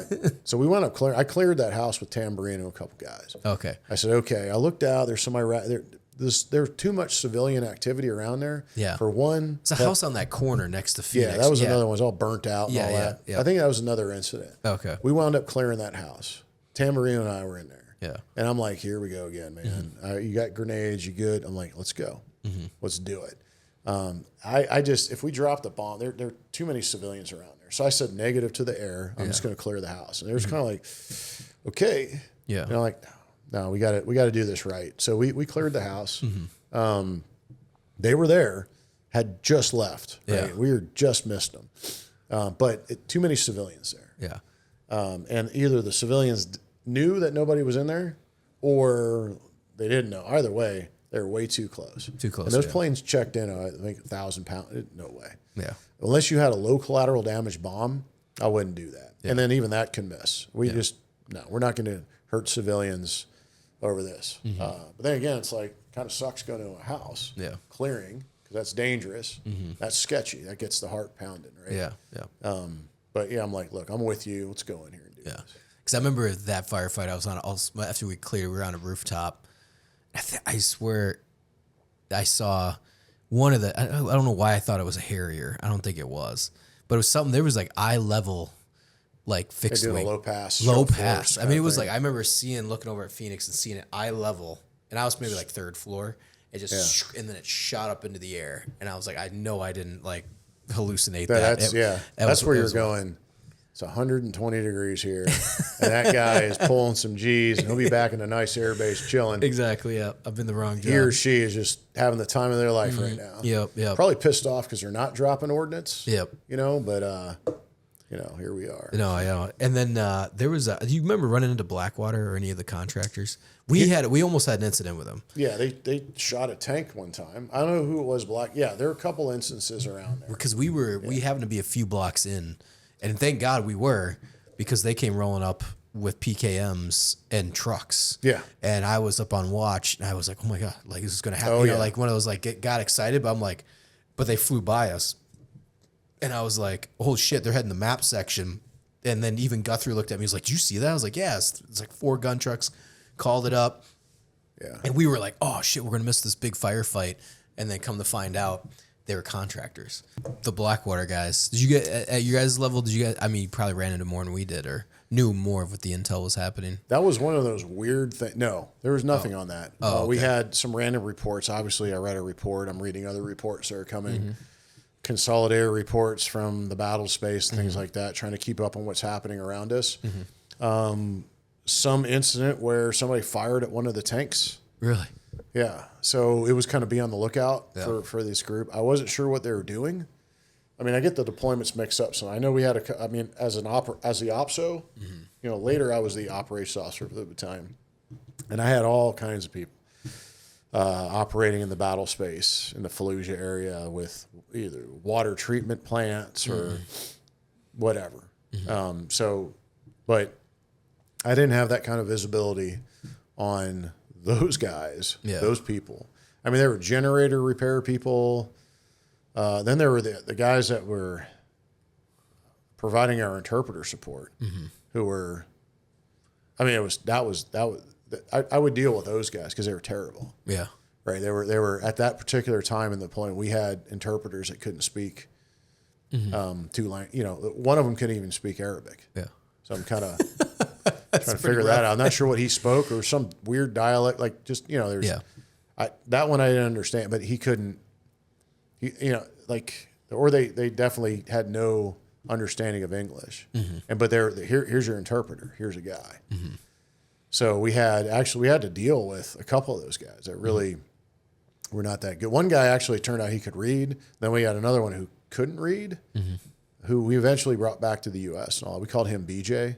That sounds familiar. Was he a kid? He looked like a kid, but man, he's doing well. He is somewhere in the Midwest. Yeah. He's in Wisconsin. No shit. Yeah. He was one that was like a more... I'm connected to him on social media. Yeah. Yeah. He was a kid though, right? Or I should say, he looked like a kid. Yeah. I think I remember him. Yeah, he had this I'm like, you have to qualify with that rifle. We have to train you. And we did. Yeah. Yeah, I was, like, dude, what do you know about this rifle? Yeah. And he was very prideful of the rifle, that kind of thing. But yeah, we took care of him. Yeah. He was good. He was afraid to obviously show weakness. He didn't want to lose that job. So, but then the other guy, so you had one interpreter that actually was a really nice guy. Yeah. But he couldn't really communicate, but he could read. Yeah. So between the two of them, we could get stuff figured out. Yeah. With documents and things like that. Because then BJ couldn't. He's like, the documents that wasn't happening. Yeah. But so yeah, we managed that. But no, we had one guy. I remember getting into it with the contractor who's trying to pull a fast one. Whatever I don't know how they were vetting these guys. But I had a guy that was stealing from a family. Yeah. Right. Stole all this stuff. Jewelry, and had it hidden in all these stuffed animals that we're giving out to kids that he somehow accumulated like a bunch of them. It looked like an amusement park where you're winning a prize, in his room. And he had hidden. So we found out about that. Somebody had complained. But so he'd be at the house. He was talking to the family. So, it's one of those things where you're, okay, tell the family that thank you for your time. And, if there's anything broken here, if we made any mistakes or the door that we had, you can go to the civil affairs house and file a claim and all that. Instead of translating that, you would say, if you don't give me your watch and some of your jewelry, I'm going to kill you. Yeah. That kind of thing. So I think one of the squad kind of figured out but just based on the reaction of the family that this guy was not, something was up. Yeah. And then we learned that he had stolen stuff. Then we found him. And I'm thinking, this is why this is going to get people killed. Yeah. This guy. So yeah, I got heavy handed. That's the only time I put my hands on somebody. I grabbed him by the throat and I pulled my pistol out and I was going to I had in my head, I was going to take that pistol and put it in his mouth. Yeah. And then I'm thinking, might not be the best idea, but I'm going to smack him around. I did. Yeah. I got my hands on him. All that was reported. Yeah. Right. I tore up his room, and then one of the guys says, "Look inside the stuffed animal." Yeah. I mean, I think it was the Iraqi soldiers that reported that guy. Yeah. And then we had the family, and the family came, and I apologized. I said, "This is what I want to do." Yeah. Okay. To appreciate your local traditions and customs. I want you. He's an Iraqi. Like, I don't owe him anything. He's not one of my guys. So I would like to just give him to you. You do what you feel you need to do. Yeah. Apply tribal justice because I don't care. I just want you guys to know that we would never do this to anyone. We're not. Yeah. We're not the SS here, right? We're trying to make this place better. The best of our ability with the resources we have. Yeah. It was terrible. I felt awful for that family to feel like that. They're already in a war-torn country. Yeah. Now they got to deal with this nonsense. Yeah, exactly. And that makes us look silly too because we don't know what's going on. But it was interesting. That gentleman said, in English, spoke in English, I think, because he had been called in no, that guy didn't speak English. That was another guy. Because it would have been nice because they would have said, hey, this guy's stealing from me, right? Yeah. No, this guy said through an interpreter, it saddens me that I can trust you and I believe you, but I can't trust somebody from this country. And he's not the only one I can't trust. Basically, I trust the foreign invader, but I don't trust this guy. Yeah. I said, I'd like to just, whatever. You cut off his hand. I don't care. Yeah. So what I did was I threw the guy out. Like, go, you're an Iraqi. Go live. Go home. Just kicked him out. And so I get reports. Hey, so and so still standing out there. I left him out there all day. Yeah. It's like, go home. Get out of here. Yeah. And then he's not going to leave. I was thinking, how long can I do this? And even the first sergeant's like, sir, how long are you going to do this? Well, he's gone. Yeah. It's like, this is where, your senior enlisted advisors. Yeah. He starts talking some sense. I had every intention of leaving the guy out there. Yeah. I have no moral obligation to do anything for this guy. He's in tour. He's hired. Now he's fired. You're fired. Like, nobody said there. I didn't sign anything saying I have to return you to the Haditha Dam. I have to take you home. Like, you're home. You're in Iraq. Go be an Iraqi. Leave. Go hitch your ride. See how that works out for you. Yeah. Like, you're gone. So I just left him out there in the street for several hours until I was convinced, hey. So I said, you know what? I'm going to detain him, man. Okay, he's a detainee. And then I'm going to move him up to the dam with other detainees. I think we had a couple or whatever, and we can only keep them for 24 hours. Then we had to bring them up to the Haditha Dam. They can only hold detainees for 72 hours till they made an assessment. Then they go to higher echelon of captivity. This guy, I blindfolded him and cuffed him, threw him in a cage, and then sent him up to the dam. The next day, and they got a little angry about that because he reported I was kicked outside, I was beaten up. Of course, it was exaggerated. Like, and they were asking, "Did you put your hands on him?" Like, yeah. Did I beat him up? No. I smack him around, threw him around the room. Yes, right. But I was searching. What were you going to charge me? Go for it. They charged me for what? Like, you kind of can't do that. Like, and then the whoever managed the interpreters there from that company, they're terrible, right? I said, you're sending me thieves, you're sending me people who speak the language, and he's like, they can't do this, and you can't. I'm like, you detained him? Like, he is jeopardizing the lives of our Iraqi and Marines and Iraqi soldiers, our Iraqi allies, right? This is how insurgents are created. Right. Yeah. This is why people go to the enemy. Yeah. Because he robbed a family and threatened them. Like, this is straight up banditry. Like, no. Yeah. So I can't turn him over to the family. The family wouldn't even take him. They're like, because if that guy said, I want him, I would have been very, very tempted just to. I don't know. I don't know where he went. Where'd he go? Some guy some relative gave him a ride home. Yeah. They said we have to safeguard these guys. I'm like, no, you don't. Not this guy. Yeah. So they, anyway, we didn't get him back. But later I think they fixed that problem because I remember on another deployment, the interpreters were fine. A lot better. Yeah. I think we had a 7-month deployment. In my eyes, I'm sure yours too, is pretty intense, especially the last few weeks. Obviously, Buddy Miller was killed. Yeah. And obviously you're a Marine, and we've never talked about it. We've met at the reunion, and I know my perspective of it, but what was it from your guys' perspective from higher? Like, what did you all see from, I remember the moments when it happened. I remember the radio. I remember, however that went down on my end, but what was it like, on your guys' end? We had a weekly meeting at the Haditha Dam. I had to bring the platoon commander there, your platoon commander, Eric Moniz. Lieutenant Moniz, right? I had to bring him up there with me because there was something he had to do. I think it involved like one of these escalation of force things where you have to fire a weapon. Now we have to document what went right, what went wrong. It was something crazy, like an Iraqi soldier did an escalation of force, fired a warning shot. Oh, okay. Now we have to report that, right? It was just the way because people had died with escalation of force incidents where you're just trying to, so it was one of those things. You have to report it. So we're up there, very simple process, and we're getting ready to go back. So we were up there for most of the day. You got to get up there in the morning. You go through these meetings, and it's a good time to coordinate. I sit there with the operations officer, normal stuff, right? For the lieutenant, it was time away from his platoon, which I didn't like to do. But so Moniz is up there with me, just bored to tears and anxious to get back to the FOB. So he's there. And then suddenly, shortly before we got on the road to head back, get a call on the talk there. We have a KIA. So, and the battalion commander is getting briefed from the watch officer, the battalion watch officer.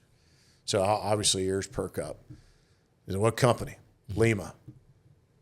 So we haven't had a KIA yet. We hadn't lost anybody. We're like 2 weeks from rotating home. Yeah. And the battalion commander looked at me, just kind of looked at my reaction. I was just, now who is it? You know, and they sent the battle rattle number, right? So that would have been like number, we wouldn't say a name over the radio. So it'd be like Lima, it'd be your last four. So Lima, Mike being Miller, and then the last four is social, would be his battle rattle number. So if it was me, it'd be Lima Hotel 4008. And then you know. So when we're looking, and it's like, man, that's Ryan Miller. And I remember promoting him to Lance Corporal. I remember his father in Hawaii. They were up there. My name's Frank Miller. I get to know Frank Miller very well, right? But there he was. He goes, I was 1-3 during Vietnam, Marine. Like, sir, he's like, do you mind if I'd like to be part of the process of pinning the Lance Corporal chevrons on my son? I said, sir, that's not something you need to ask me. That's more like, hey, my name is Frank Miller. I'm going to promote my son. That's kind of how the conversation should go, right? So we did that together, and I remembered that. I was like, because Ryan Miller wasn't one of the Marines I interacted with. He wasn't one of the guys that stood out for good or bad. There's some guys who just stood out because they're goofy, they're funny, they get in trouble, whatever it is. He was just highly professional. He just did his thing. Now with you guys, he would have been, because I saw pictures. Yeah. Now, he's goofy, he's funny, right? Just, he wasn't a guy that skylined himself, because he would have had father go, don't, you're going to be professional, you're going to be that kind of thing. So I was thinking about all these things. I'm like, and then it was just that whole thing. Like, you know, at this particular moment in time, the family does not know, but they're going to know. So it's almost like you have this, we got to do something. We got to fix this before the family, we got to, and then you're like injured, it's KIA. So there's nothing you could do. It's pretty terrible feeling. So we're like, all right. So we got on the road, and now it's like, well, we can't just rush down there. I know the site was cordoned off. We want to get there as soon as possible, because it looked like the squad had been out there for a bit at the shot hole, right? And then EOD has to come prosecute the site. I didn't know where EOD was at the time. Turned out they were actually behind us, which was interesting. So I was thinking I'd go down there and wait for EOD, but that's what it was going. My battalion commander actually, he goes, we're about to leave, and we got, and I just in his office, I was geared up, ready to go. All I had to do is walk down there to the vehicles, and he's like, how you doing? It was a nice moment. Because I think he'd been upset with me about some other things that happened before, right? And so our conversations were generally not all that friendly, you know, but this was very kind and understanding. So I said, well, sir, I'm more concerned about the Marines. You know, this is a friend, this is a brother. And, you know, up till now, I was thinking we're 2 weeks from rotating. My anxiety was up because we were the only company that did not have a death. We had injuries. Yeah, we had Purple Hearts and all that. Yeah, a few Purple Hearts. Yep. We did not have a death. We were the only company. Not because we were doing anything special. Part was luck. Part was good things we were doing. But, you know, that's just not realistic to walk away there. You know, and things were getting more intense. Yeah. Right? We were about to build a police force. So the insurgents, the enemy, the Al-Qaeda guys, were turning more attention on us.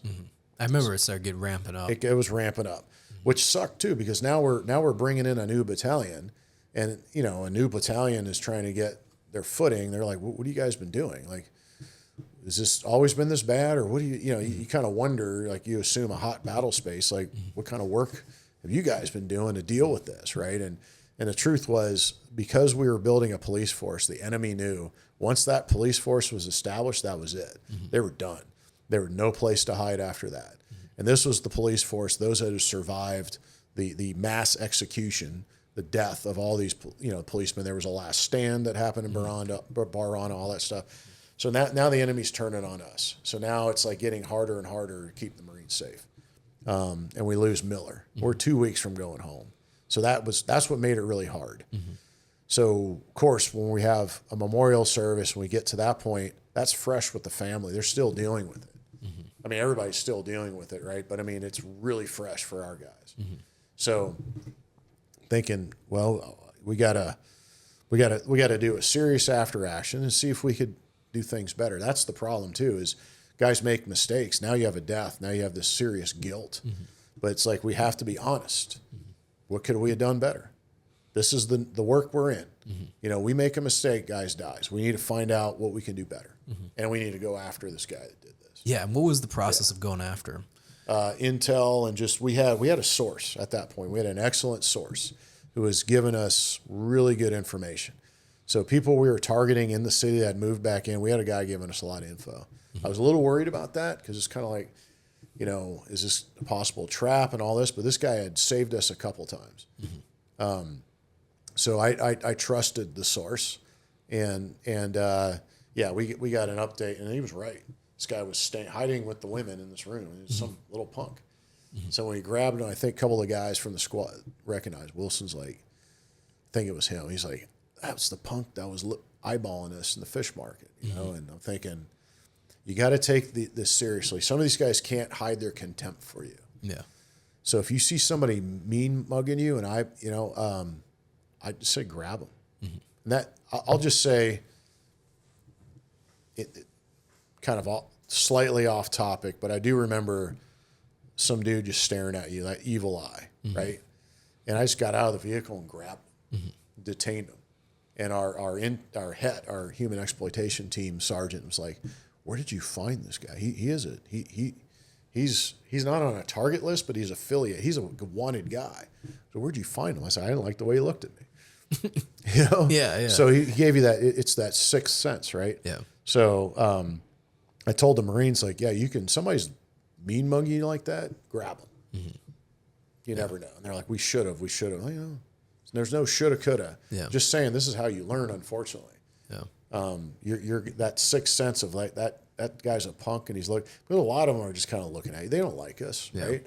But then there's dislike. We just wish they'd go away, to absolute hatred. Like, I'm here to kill you. And that guy, you got to sense that. Yeah. And they some of them mask it. Some of them are just very friendly to you. You know, this guy wants to cut my head off, but he's being, you know, some of them are good at just kind of playing. The real evil ones are very good at being fairly friendly. But these other punks that are out there, they're doing it for money, or they're getting sucked into this jihad type of thing. Yeah. They can't help the contempt. So that's one thing we learned from that, right? And that I wanted to spread to the rest of the battalion. Just don't be afraid to grab somebody. That gives you that evil, makes you feel uncomfortable, right? So that's one way. But then, yeah, we had a source. We hit one house where a guy knew, you know what I mean? It was like one led to the other, and we wound up grabbing him. And then we had to keep him away from the Iraqis. They were ready to just get some payback on him. But what impressed me was just how, with the squad that lost Ryan Miller, just how professional everyone was. You know, I remember he was walking and the guy tripped over something. They're like, "Oh, don't trip. That would break my heart." Right? But I forget who said that. I forget who grabbed him, who actually physically had him. They didn't know I was standing right there, right? But everybody was professional. Nobody hurt this punk. Nobody did anything like that, you know, and we detained him and sent it up and, you know, let whatever justice existed at the time, you know, but we got him. We got that particular trigger man. And he was just the trigger man. When you look at it, could have been anybody, right? We were looking for the cell, you know, but when we got that guy, that was a decent feeling, and that was before we started rotating Marines. Yeah. So, yeah, but that's how that happened. Wow, you know, it was a terrible feeling to be far away, and especially for the platoon commander, because he would have probably been in that patrol, and then he's starting to wonder, I probably would have been in that position. It shouldn't have been him. You know, you start thinking about like that, and that really messes with you, right? Those are the lifelong sorts of things. Because obviously, looking back 20 years, you're like, why didn't we do this? Why didn't we do that, right?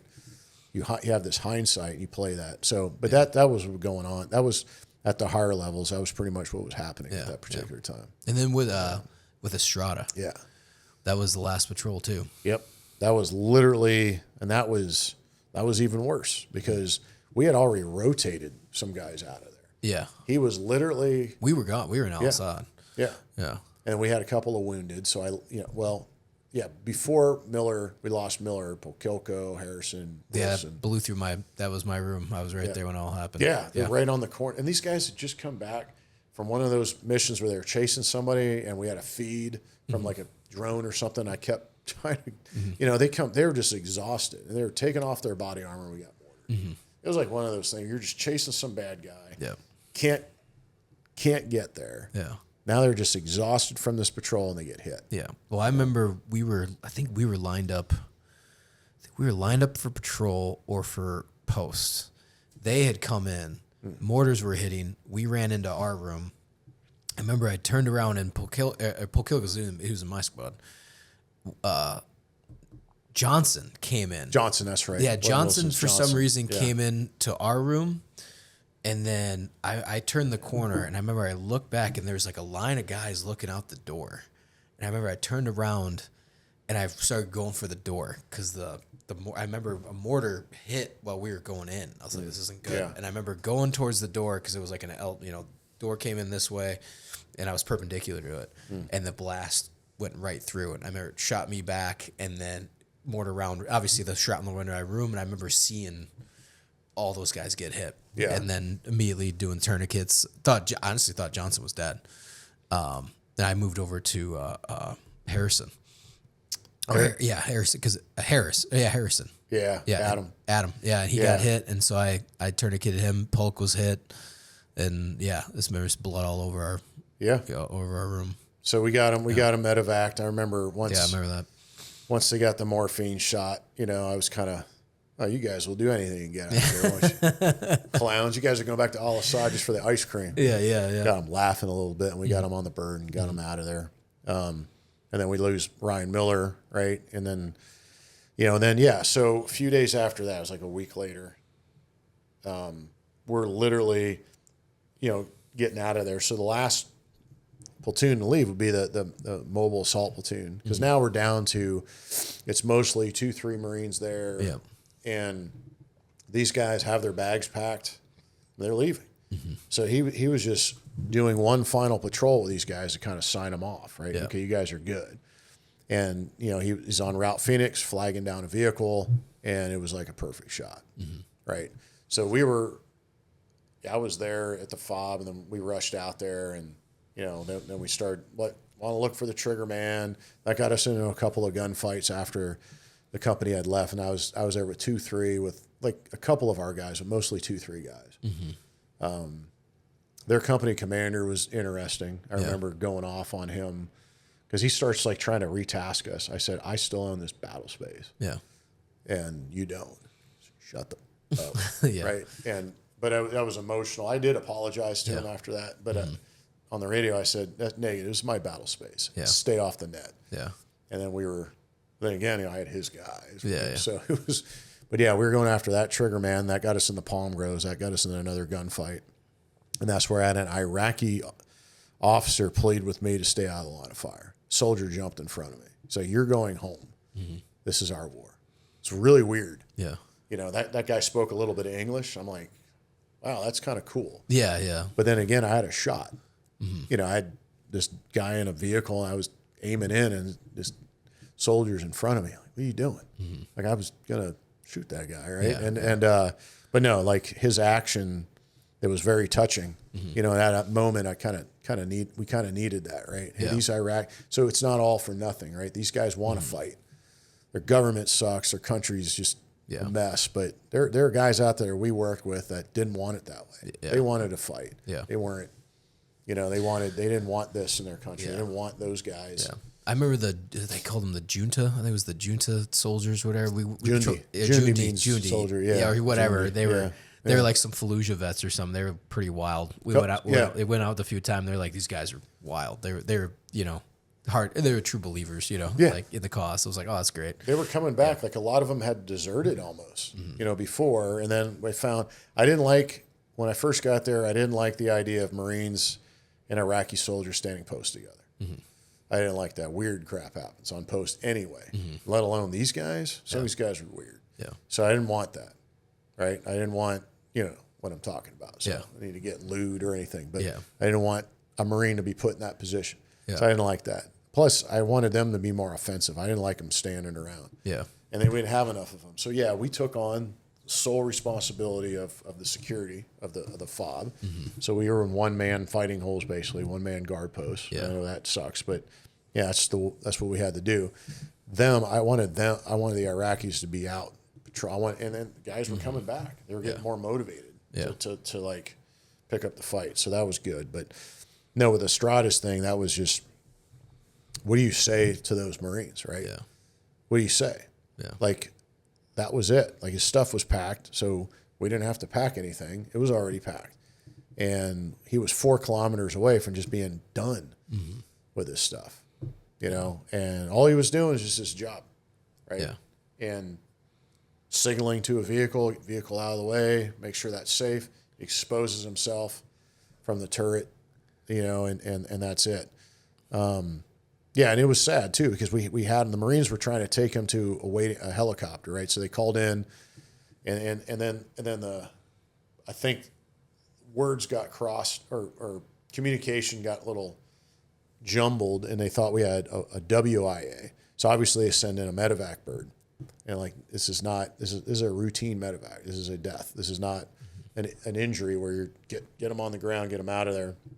So one of the helicopters came in. I think it was a Black Hawk on that one, and the Marines were trying to rush to the helicopter as it lands and starts to take off, and the guys were like, "The heck," you know?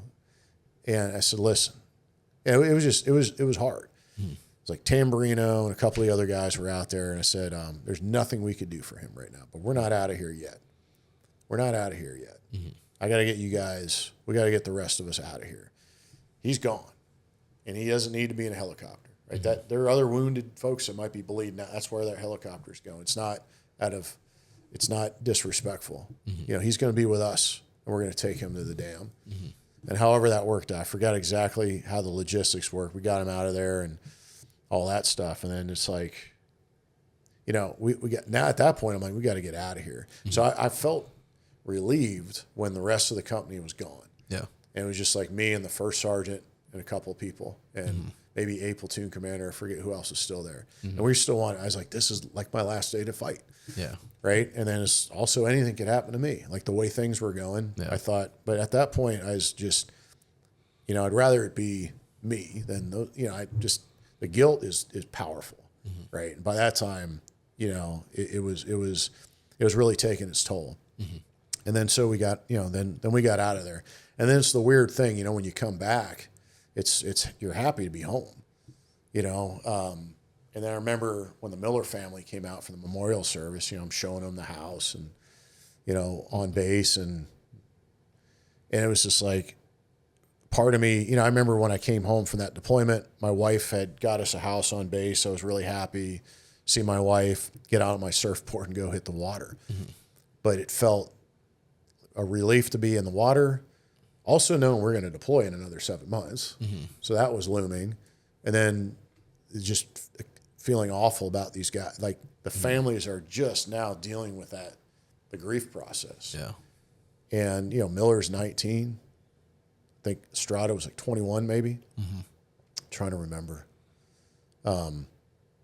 Yeah. And I'd met the Miller's family, and I'd later meet, you know, Strada, you know, with Wanda, and then sister, and then her husband at the time, and then his fiance, right? You know, they're all there at the memorial service. So yeah, that was tough, but that's reality, right? And what really made it that difficult is that we came that close to actually leaving with everybody we came with, minus some wounds. Yeah. So what do you do though? Yeah. Yeah, no, I remember that, because that was 2 weeks before we left. Yeah. That was, it's just terrible. Yeah. What do I say to you? Like, part of me feels, okay, I failed you guys, right? And then it's like, that's also the reality. But then again, yeah, I did, you know, so I own that. That's on me. It's just tough all around. And I know that Marines bear that guilt. That's the one thing I know with these reunions, they're very helpful. But, you know, I don't want anybody carrying that guilt. You know what I mean? You guys you guys did everything you could do for one another. The responsibility is with us, the command, right? That's our responsibility to set things up, to make the best call, make the right calls. And you're going to make mistakes too, right? But it's on us. Nobody needs to feel that guilt. Yeah. That belongs to us, not you guys. So, but yeah, and that's what's helpful for the reunions, man. Yeah. I mean, we lose more of our brothers to suicide and just self-destructive activity, right? Lost a Marine to just drank himself to death a month ago.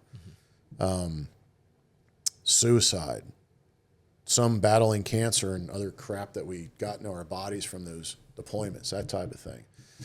But much more to the suicide than the enemy. Yeah. Right. And that's, we can't do anything about the war that we fought, right? That happened, those deployments, that's over. That's the past.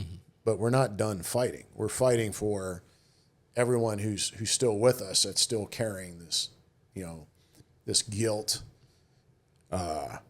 Those are the guys. I mean, we need to stay focused on that. So that's kind of like now it's like looking around, holding reunions, encouraging people to attend, talking to folks, hearing about people that might need a phone call or just need to connect. Those are the things we can do now. And because once we deployed to that place, we, yes, physically we returned home, but we never really came back. Yeah. Right. It's like Odysseus' journey, right? How much of that was in his head? Yeah.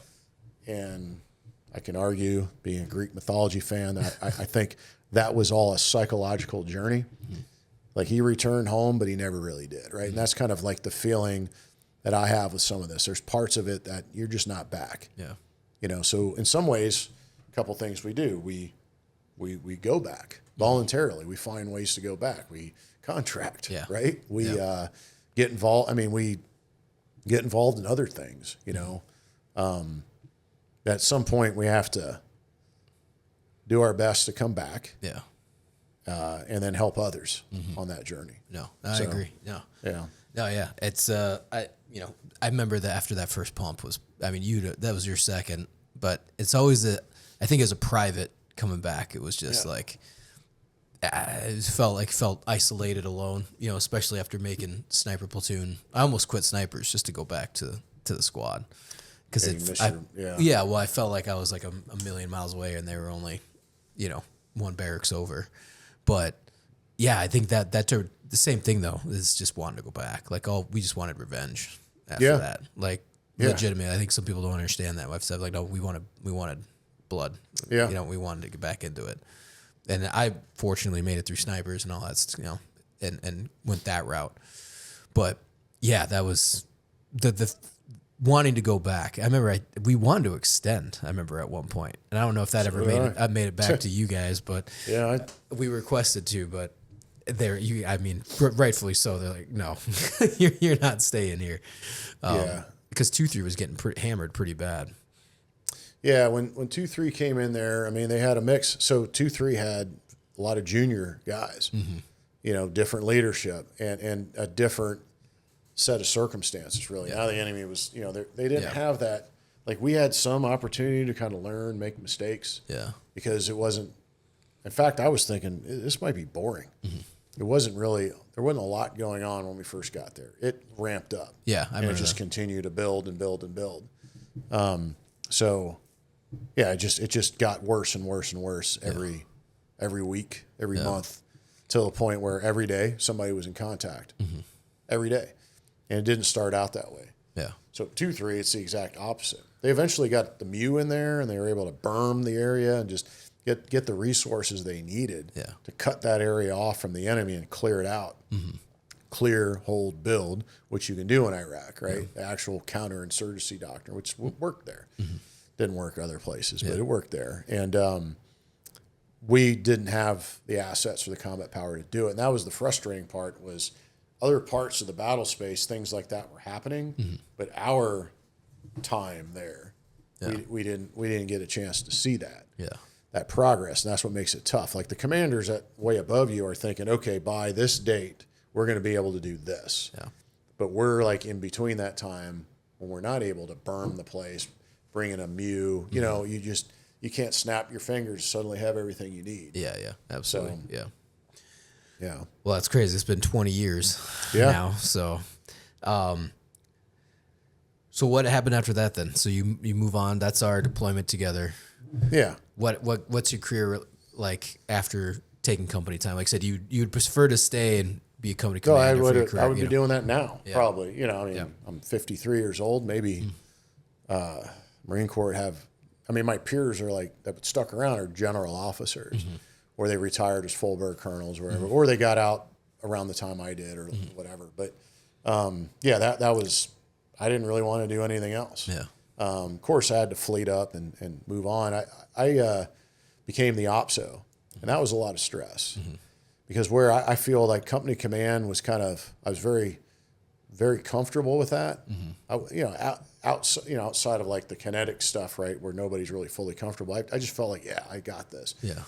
Becoming an OPSO was bigger. I had to do things I didn't like to do. And I was solely responsible for a lot of these things, right? And then I knew also I was going to be in an office a lot, and I'd have to. My time would be out in the field, seeing how things were working, and then drafting the orders, the plans, and reporting directly to the battalion commander. So it was intimidating. I was a captain in zone for major. I got frocked. So I'm wearing the rank of a major, paid as a captain. Oh, yeah. You know, kind of thing. And then we went 29 Palms. But fortunately, I had a lot of resources, the things that I thought were very stressful and painful. And I had really good officers there. Our intelligence officer, a guy that came from 1-3, Matt Kravelak. I mean, that guy his name was Matt Kravelak. Awesome. And they put us together. So we had ops and intel fusion on that second deployment. I mean, he's just one of the smartest officers met, you know. And I'm thinking, this guy's far smarter, much smarter than I am, but that's good. He's the intel guy. So he can kind of give me if I say, hey, why don't we try this to answer this, problem or address this issue? Yeah. What do you think? And I get a sounding board. It's really good. So we had that going for us. But yeah, so I returned as the operations officer. And That was pretty, from our eyes, pretty chill deployment. Yeah, in terms of like kinetic stuff. Oh, and all yeah. that. Yeah, when I first got out there, I went on the advanced echelon, right, the ADVON, and I deployed. So I met up with 2-7. Yep. And 2-7 was still in a fight. The day I got there, you had a traumatic amputation up north. Guy lost legs crossing a river, one of the little canals there. The day after that, a V-bid hit the police station. Day after that, 2 V-bids hit one of the FOBs, all up on that northern route Chicago. At one of the, I think our Kilo company would eventually get that. Zaydon was to the south. Now Zaydon, Omar, FOB, Muhammad, and Omar. Yeah. And I think it was the one that was the chicken coop. I think that was Muhammad. It might have been, yeah. Maybe it was Omar. One of them we actually demilled and turned it back to the Iraqis to build another chicken coop. And we had to clean it up. In doing so, there were still remains from that one of the suicide bombers. So I thought was kind of hilarious, right? I mean, we were shoveling a garbage bag to clean up the mess. And here's a shoe that I found. So yeah, that was like, here we go again. We were out there. I was with his name was Colonel Latois and his Sergeant Major Barrett, who later became Sergeant Major in the Marine Corps. That was his battalion Sergeant Major. We drove out there. I spent time with those guys and 2-7's OPSO at the time. But by the time our main body arrived, a lot of that activity was done. We were still getting mortars from this one area. And I remember I just asked the OPSO, like, hey, if you were here for another 6 months, what would you do? He's like, we need to go to this area called Lahib, just north of, I remember that up. Yeah. So Lima wound up taking that from Recon. So we came up with a plan. So when my battalion commander got out there, I said, sir, this is what we need to do to clear the rest of the battle space. And he's like, oh, hold on a second. No, we got to do this now. So it became this major op, cleared a ton of IEDs with engineers, had Recon out there, just laying waste to these guys. They infiltrated there. It was great. So from that deployment, which was weird, we talk about like getting payback. I feel bad that the frontline infantry Marines, here I am in the headquarters. I'm the OPSO now. So I'm not the guy that's pulling the trigger. You guys are. But I'm the guy that's authorizing airstrikes and bombs and a hellfire from a drone and artillery and all this other stuff, and we're just laying waste to people. And I'm thinking, we killed more bad guys in our command and control center, on that deployment than I did as a company commander or a Force Recon Platoon Commander. It's kind of like, that's the way it was. Once it was cleared out, then we've got checkpoints, we've got, aircraft flying overhead that we're managing, we know what to look for. And the enemy doesn't have this mobility that they had. They have to infiltrate back in this area where they used to operate if they want to set up shop again. So you could find them and see them. So we dropped a few times, dropped bombs on them. And so, we killed a great deal of them. We used artillery. We used all the means we had. Yeah, I remember the artillery rocking while we were in Camp Fallujah. Yeah, we were firing artillery.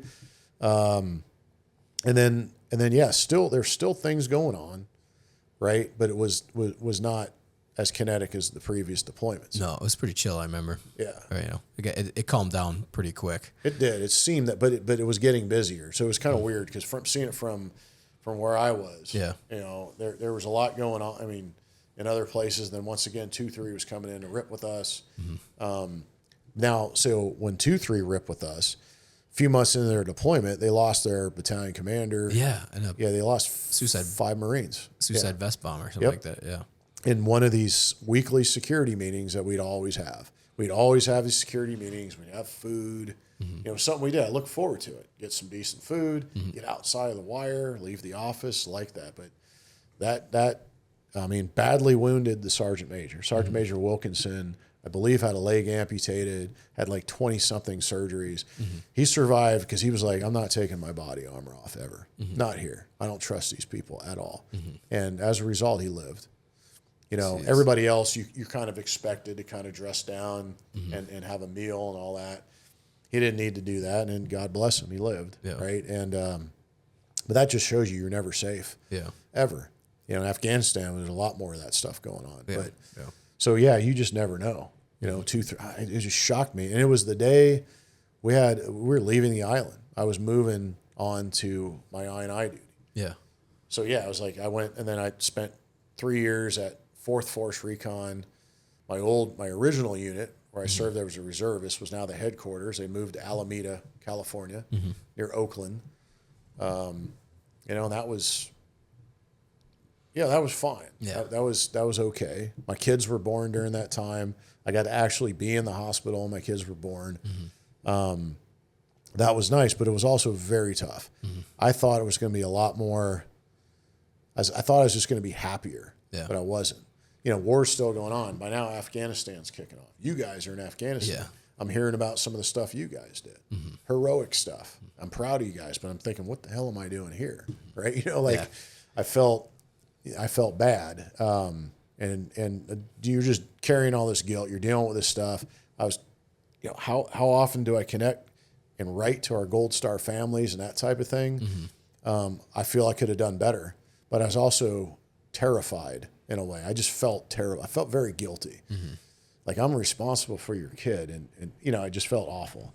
Later, when I moved to Texas and met the Miller family, they put that at ease. And that was a game changer for me. Yeah. But for a while, it was tough. And then I was selected to go to Command and General Staff College with the Army, Fort Leavenworth, really awesome time. And then I volunteered for this advisor billet, where I went to language school, learned some Pashto, and then established that relationship with our Green Beret brothers, our SF brothers, Village Stability. Nice. So I was growing a beard, wearing funny clothes, and working with 7th Group. The same guys that kind of messed around in Barwana a little bit. Now I was living with them. Yeah. And I was bouncing from village to village, trying to bring the village government, connect the village government to the district, right? As the Taliban is conquering village by village, and the government of Afghanistan is oblivious. They're too corrupt, too busy doing their weird things. We're trying to connect the villages to the government, get some economic development in these villages, get some basic things done. Yeah. And that was a whole different battlefield, right? Yep. You I always tell people the Afghanistan and Iraq, 2 completely different wars. Yeah. They always like, well, it's just the tactics. I was like, no, not even close. Especially, I mean, you fight in the South, it's different tactics you fight in the RC East, I was up in the mountains.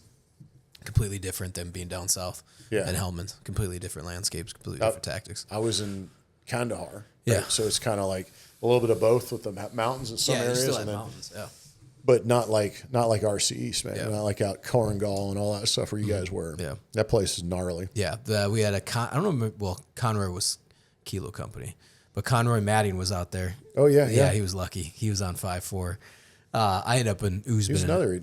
I mean, I remember him. Yeah, I mean, you guys were both. It was crazy. Some heroic stuff, man. I'm proud of both of you guys. Well, thank you. I appreciate it. Yeah, it's, it means a lot. I mean, it was crazy because all of us had been on those 3 deployments. Like me and Madding were together because we were Lima, but then Conroy.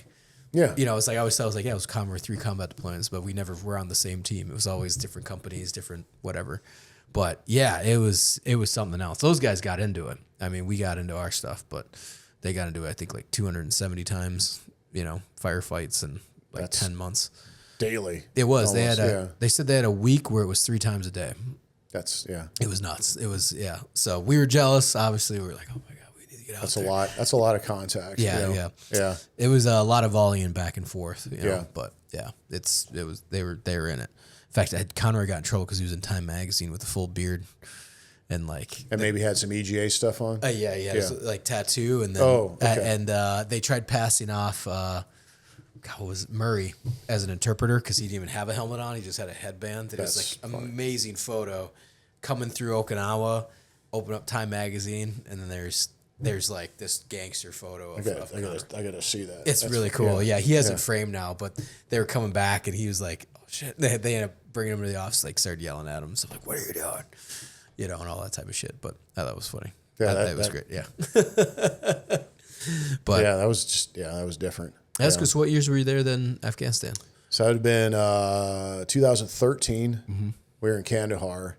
And then 2015, I was at Anasoc SOAG. So it was Afghan National Army Special Operations Command, Special Operations Group. So I was in charge of the mentors who were mentoring the Anasoc SOAG general staff. Yeah.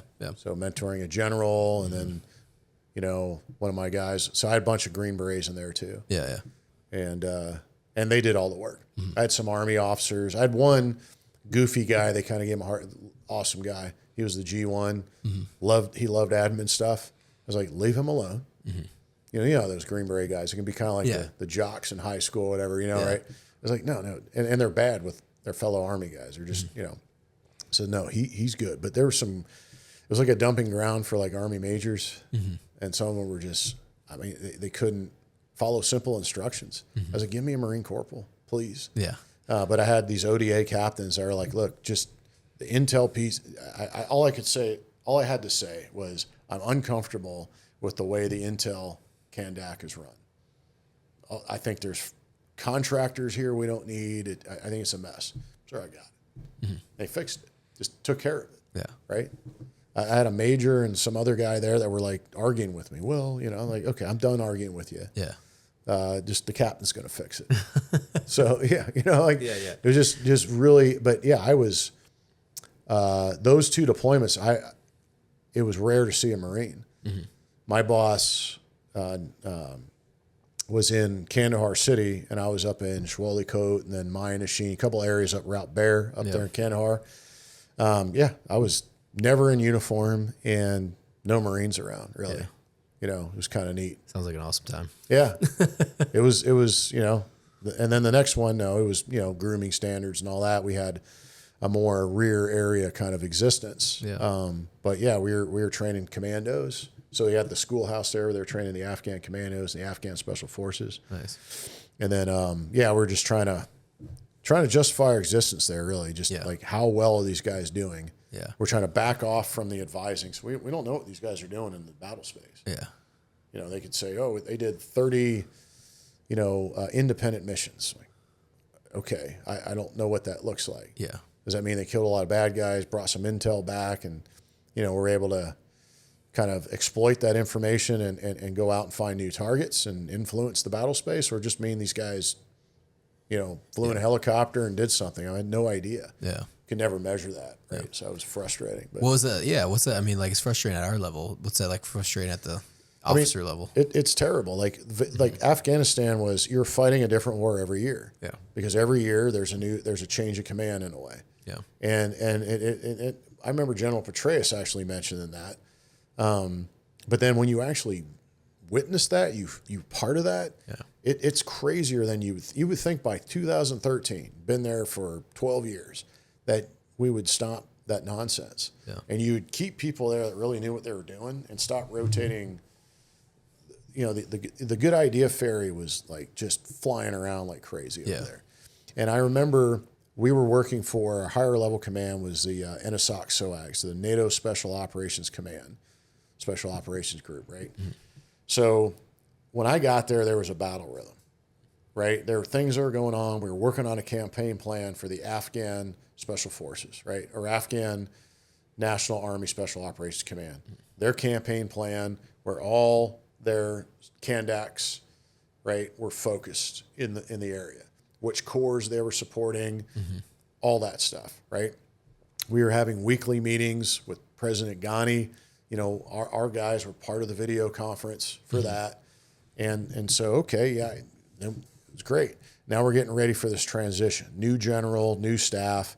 Suddenly it got weird. I get pulled into this. I'm leaving Anasoc Soag, which is at the airfield, Kia, and I'm going back to Commando. I get pulled into this office, have this awkward conversation with this Australian colonel. I called him the crocodile hunter, and I wanted to laugh every time he talked. Like it was the accent, but over exact. I mean, just and he was weird, and I just couldn't. And I usually I love going to Australia. I love hanging out with the Aussies, and and this guy was just annoying. And he's talking about this new general that's coming, as if Caesar is going to visit us. It's talking about one of our generals, a 2-star, who's going to replace the other 2-star we were all working for. And he's talking all the, like, we need a campaign plan. I'm like, sir, we drafted the campaign plan. It's been approved by the Ministry of Defense. It's done. We have the 2015 fighting season campaign done. And he looks at me, he goes, and he just repeats himself. And I'm like, sir, the campaign plan's done. The general, he kept mentioning this general. Like, the Afghans, to him, it's like, I don't care about the Afghans. It's this army general that's going to come in there, and he wants things done a different way. I'm like, that's not why we're here. We're here to empower we're supposed to be leaving. Yeah. All this NATO, 37 countries are here. We're supposed to be leaving, and they're supposed to run the show. And I got the crocodile hunter in there, and then he started to have some meeting that I need to see your G3. Or I'm like, I don't go to your meetings. I advise a general. I do that. So I blew off he got quite upset about that. So I just sent a couple of captains, SF captains, guys I knew I'd get. So they would have to meet with the crocodile hunter, and I met with the chief of staff weekly. And the chief of staff was a SEAL. He replaced another SEAL. They were cool. Both those guys were SEALs, right? Yeah. They're, and they're okay. So that transition was all right. But suddenly we are all like, we're going to change everything that they're doing tonight. And this general gets on there, and it was unbelievable. This guy's just, we're going to go here, we're going to do this, and hey, let's hit these. We got to hit the networks. There's this obsession with network targeting, as if we're going to start targeting the networks effectively now. There's like, we're losing district centers every other week, where the commandos have to go liberate a district center. We're not even influencing the district. So it's a building we're talking about. The building gets overrun, not overrun necessarily. Some Taliban in a vehicle drive up, and the district governor and others flee. They're not driven out, they drive out. Yeah. And then the commandos go, it's safe to go back to work now. And all the while, the district governors are like, listen, when you guys are fully leaving this district, let me know, because I have property in Kabul and we're leaving. Yeah. We're not going to stay here. because the Taliban literally occupy most. By that time, I think the Taliban had occupied about 60% of the country. Yeah. Because you're losing village by village. And the village stability program, where you're fighting village to village, was one of the first programs that was eliminated. Because the whole fallback plan was the villages, the districts, the provinces, and then we all meet at Kabul airport, and we all saw how that happened. That was the plan. Yeah. Pretty much all along. Like, this is nonsense. Like, the village, imagine each village is a highway, part of the highway, an off-ramp or an exit. Yeah. They go from village to village to village, and that's how they run the country. You have enough villages, you own a district. You have enough districts, you own a province. You have enough provinces, you own the ring road, You roll into Kabul and kicked out the corrupt, dysfunctional government, and you take over. This is what they did. Yeah. I mean, you could see that train wreck years before, 5-6 years before it happened. Yeah. And nobody's listening. They look at you like you're crazy. You know, when I'd bring that up, hey, this is how we're going to, it wasn't like I was a visionary. I was just saying what everybody knew, and people were getting fired for saying. I never got fired for it. I was almost begging to get fired. But so I'm listening to this general. It was just crazy stuff. I'm like, this guy, who is this guy? I want to know more about him. General Swindell. He's a dude was just all over the place. And it was complete nonsense. And yeah, we had a Marine general over there who was later my division commander when I was on I&I duty. And I know the two of them were going at it. Oh, yeah. Because he was like this obsession with network. And I remember that. Yes, sir. Yeah, they're obsessed with it. Like, you're going to target the networks. No, we have to enable. There's so much more going on here than trying to get these guys to do things that we're even struggling to do. If we want to target the networks, we need to have our partnered units do that. Our Cotejas. The guys, the Rangers that were partnered with Afghan commandos that were hitting these hard, those are the targets. Those are the networks you hit. Go to the houses and these compounds where these dudes are fortified, Bin Laden style. Yeah. Those are the guys. That's where you do that. Yeah. Getting commandos to fly with the Special Missions Wing to these places. And I flew with the Special Mission. I was in the MiH-18 helicopters, right, with Afghans flying it with like one Marine in there or a contractor. Yeah. We flew around in those things. They were capable, but they were not going to these targets. They're like, they've got wires in the mountains. They've got this, they've got that. We're not prosecuting targets in the Korengal. Yeah. It's like, if you can't prosecute targets near the Pakistan border, the Torkham, all these areas where they're been coming in since the Soviets, right? Yep. If you can't affect those areas, you're going to lose. Yeah. And so. Yeah. It was, it's all frustrating. No, it's deeply frustrating. 2 full years there myself, Spent more time than I did. It was contracting and then the deployment. 10-month deployment, and then I did 4 rotations back over. So as a contractor, but believe in the cause. I love that place. I thought Kabul was awesome. Thought the mountains were amazing. All that kind of stuff. It's the most beautiful place I've ever been to. I know. It's Imagine amazing. if they could open up a couple ski resorts there. Yeah, make Vail look like Southern Virginia. I mean, exactly. You know what I mean? It just But so how long after that then until what did you do after that, and then your kind of retirement? Yeah, so I had hit 20 by that, and it was just competing for command. Like, you have about maybe a 14, 18, depending on the timing. And I knew we were downsizing, so I maybe had about a 14% chance maybe of getting selected for command. And I was in a weird job, like this advisor thing. Like, how is a board going to look at that? Then also, my wife had some serious health issues, right? So she had cancer. So I was pulled out of my first deployment, towards the end.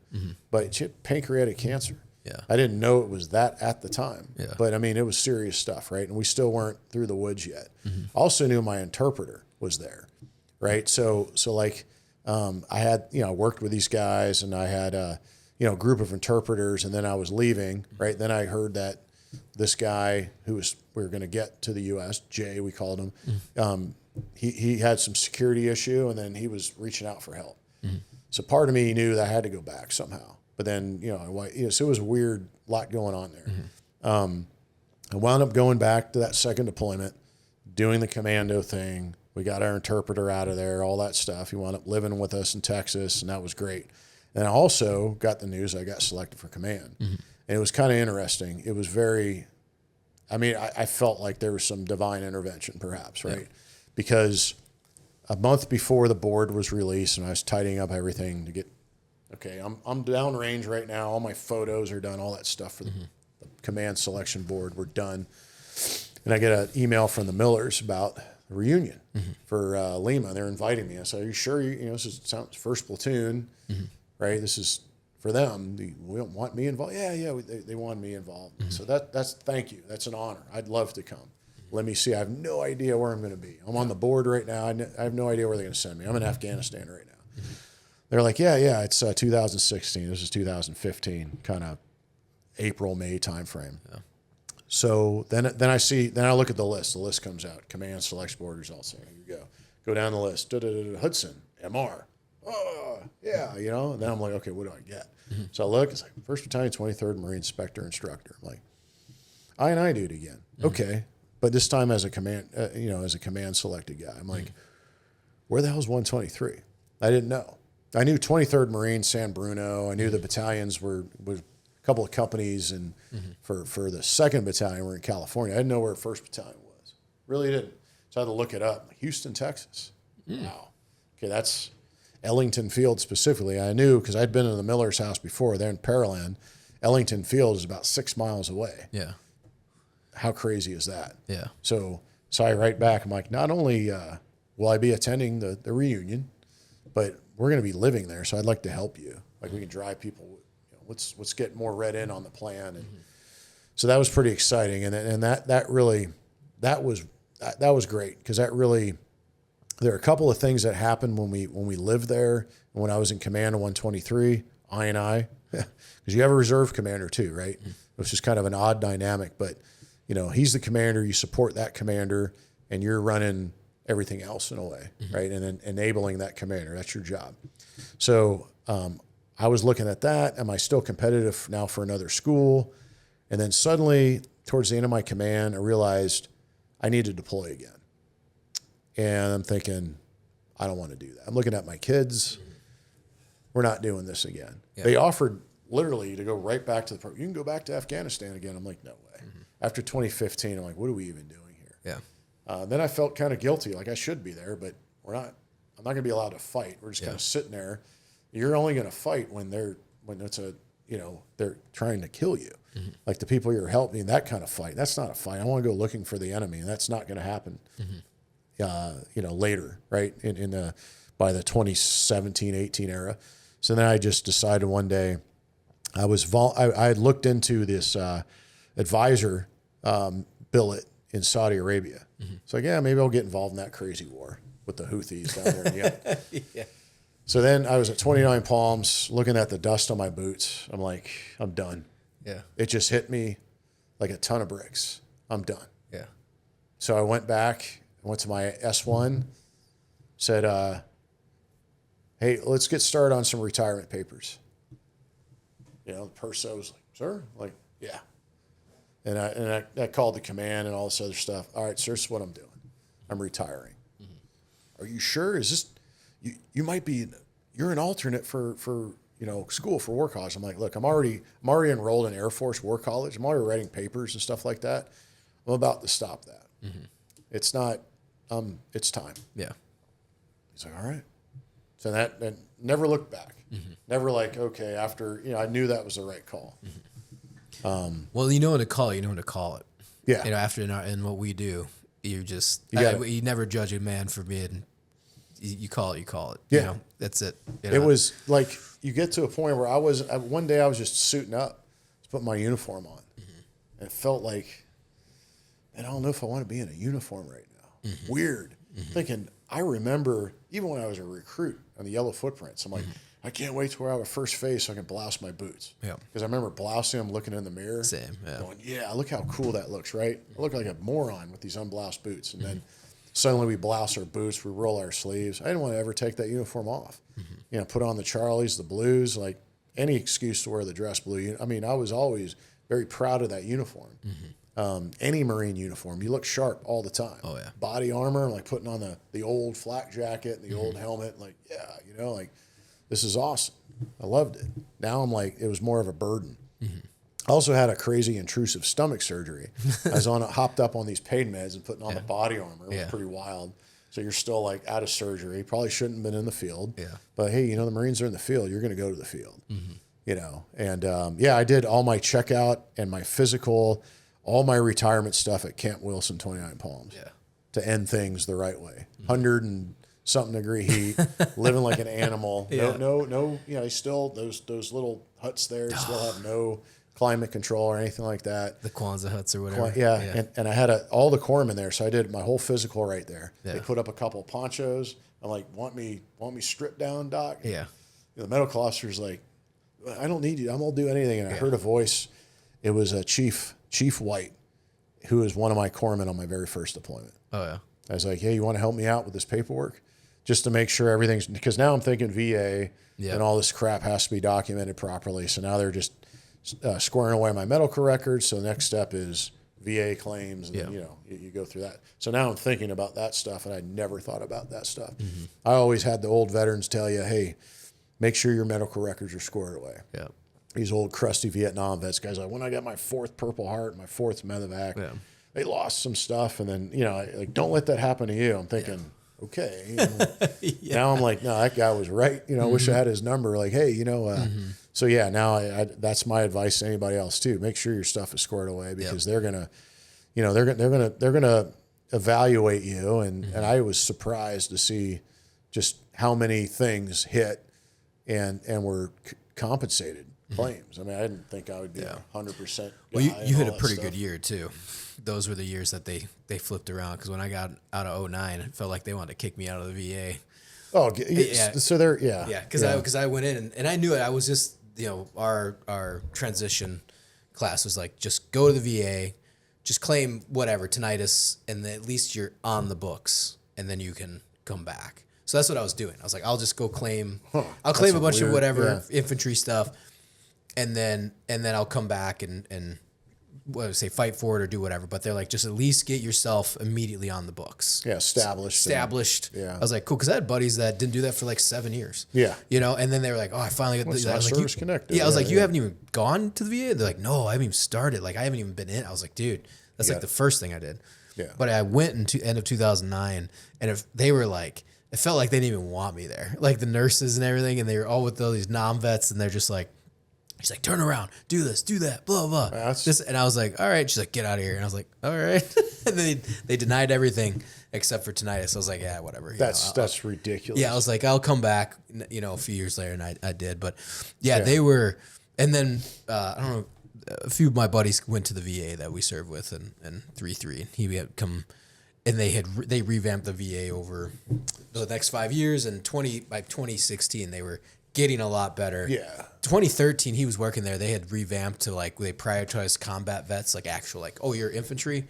We know. Yeah, we know now. what to look for. We know They blanketed everybody for some reason. It was just like, oh, whatever. And then but then they started getting very specific with guys that had been actually. And it depends on the VA and your VSO too. Yeah, exactly. Yeah. So I had an excellent VSO. I knew the guy from when I was on I&I duty. We're still friends, and he was the county VA, and he's like, here's what we do. He's like, you got there's a lot of things on there. He goes, it could clog. It's like constipation, man. It's going to clog it all up if we file all these. But he focused on the ones that were highest return, I guess. And all right, I'll just follow the strategy. And it got to a point where they were still, after my claim, the whole thing was adjudicated. Yeah. And I had my rating and all that stuff. They were still calling for other tests. Yeah. And I said, well, it really doesn't do me. I'm not going to waste my time talking about chronic fatigue and all this other stuff unless you guys are offering some kind of treatment, because now I'm not going to get any higher than what I have. Yeah. You can't get any higher than like 100, So, I mean, it was, but I was kind of surprised. I'm like, I don't think I'll be there. But then when you look at your binder, you look at that, I'm like, ooh, it's like looking at somebody else. Yeah. This is me. Yeah. All this stuff okay, that did happen. I remember that. But you don't think of it that way. You know, like I'm running, I lift weights. Yeah. Get on a surfboard, I ski, what's wrong with me? Mm-hmm. Then there's those nights where you wake up, and then there's like the weird, there's the TBI stuff. And then suddenly I'm looking at a spreadsheet and I'm like, holy cow. Yeah. Yeah. That stuff caught up with me in Kuwait in 18 and into 19. It was like 2019. Yeah. It's like I had my first panic attack for no reason. Yeah. I'm just like, I'm in the most chill space. PSD, NCOIC, nothing wild, doing our basic meeting, and just like I thought I was having a heart attack, and I'm like, what is going on here? You know, and and then the major, who was a doctor, was like, hey, so what have you done?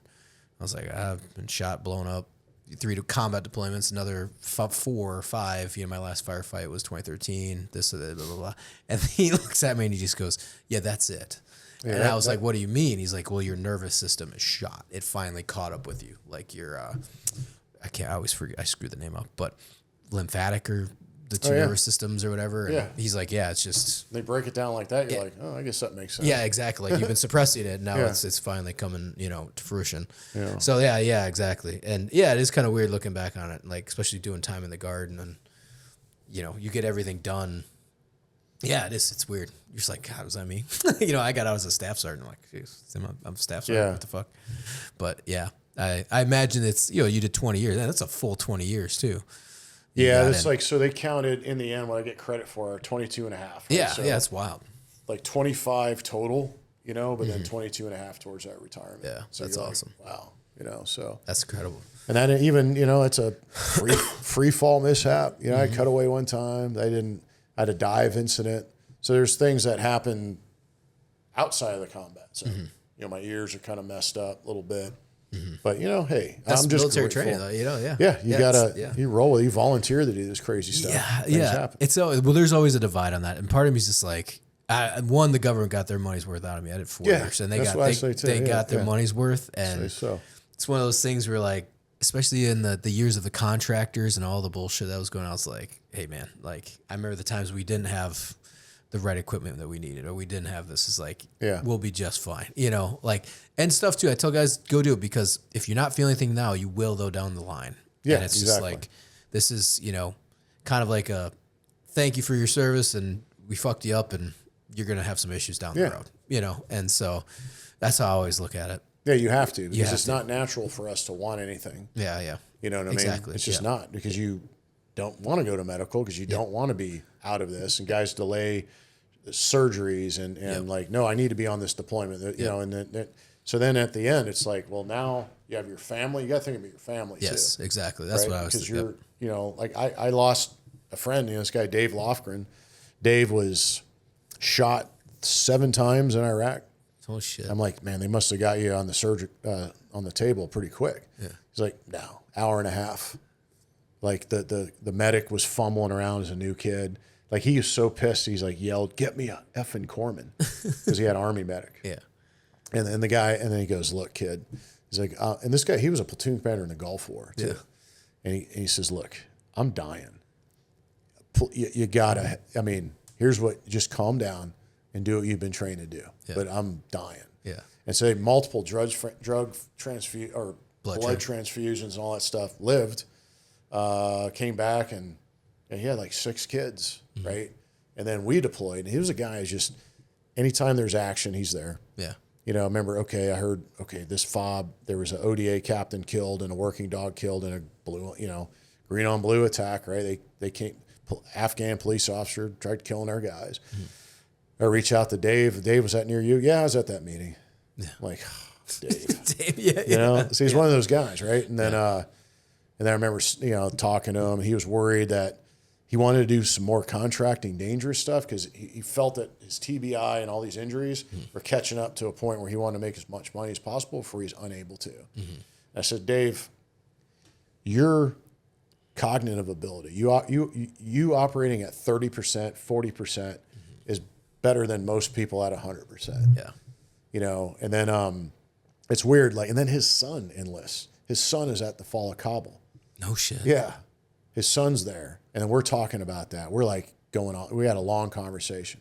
Then we didn't talk for a while. And then in 2023-ish, I'm like, man, I haven't talked to Dave in a couple of years. Reach out, text him.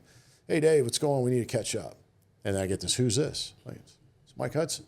So it was his wife, Gip. Dave passed away. Oh, shit. He passed away in 22. So a few months after that. Really? Like, so that I bring that up because it's like reach out to guys, right? Haven't talked to somebody in a while. Go for it. Yeah. You don't know.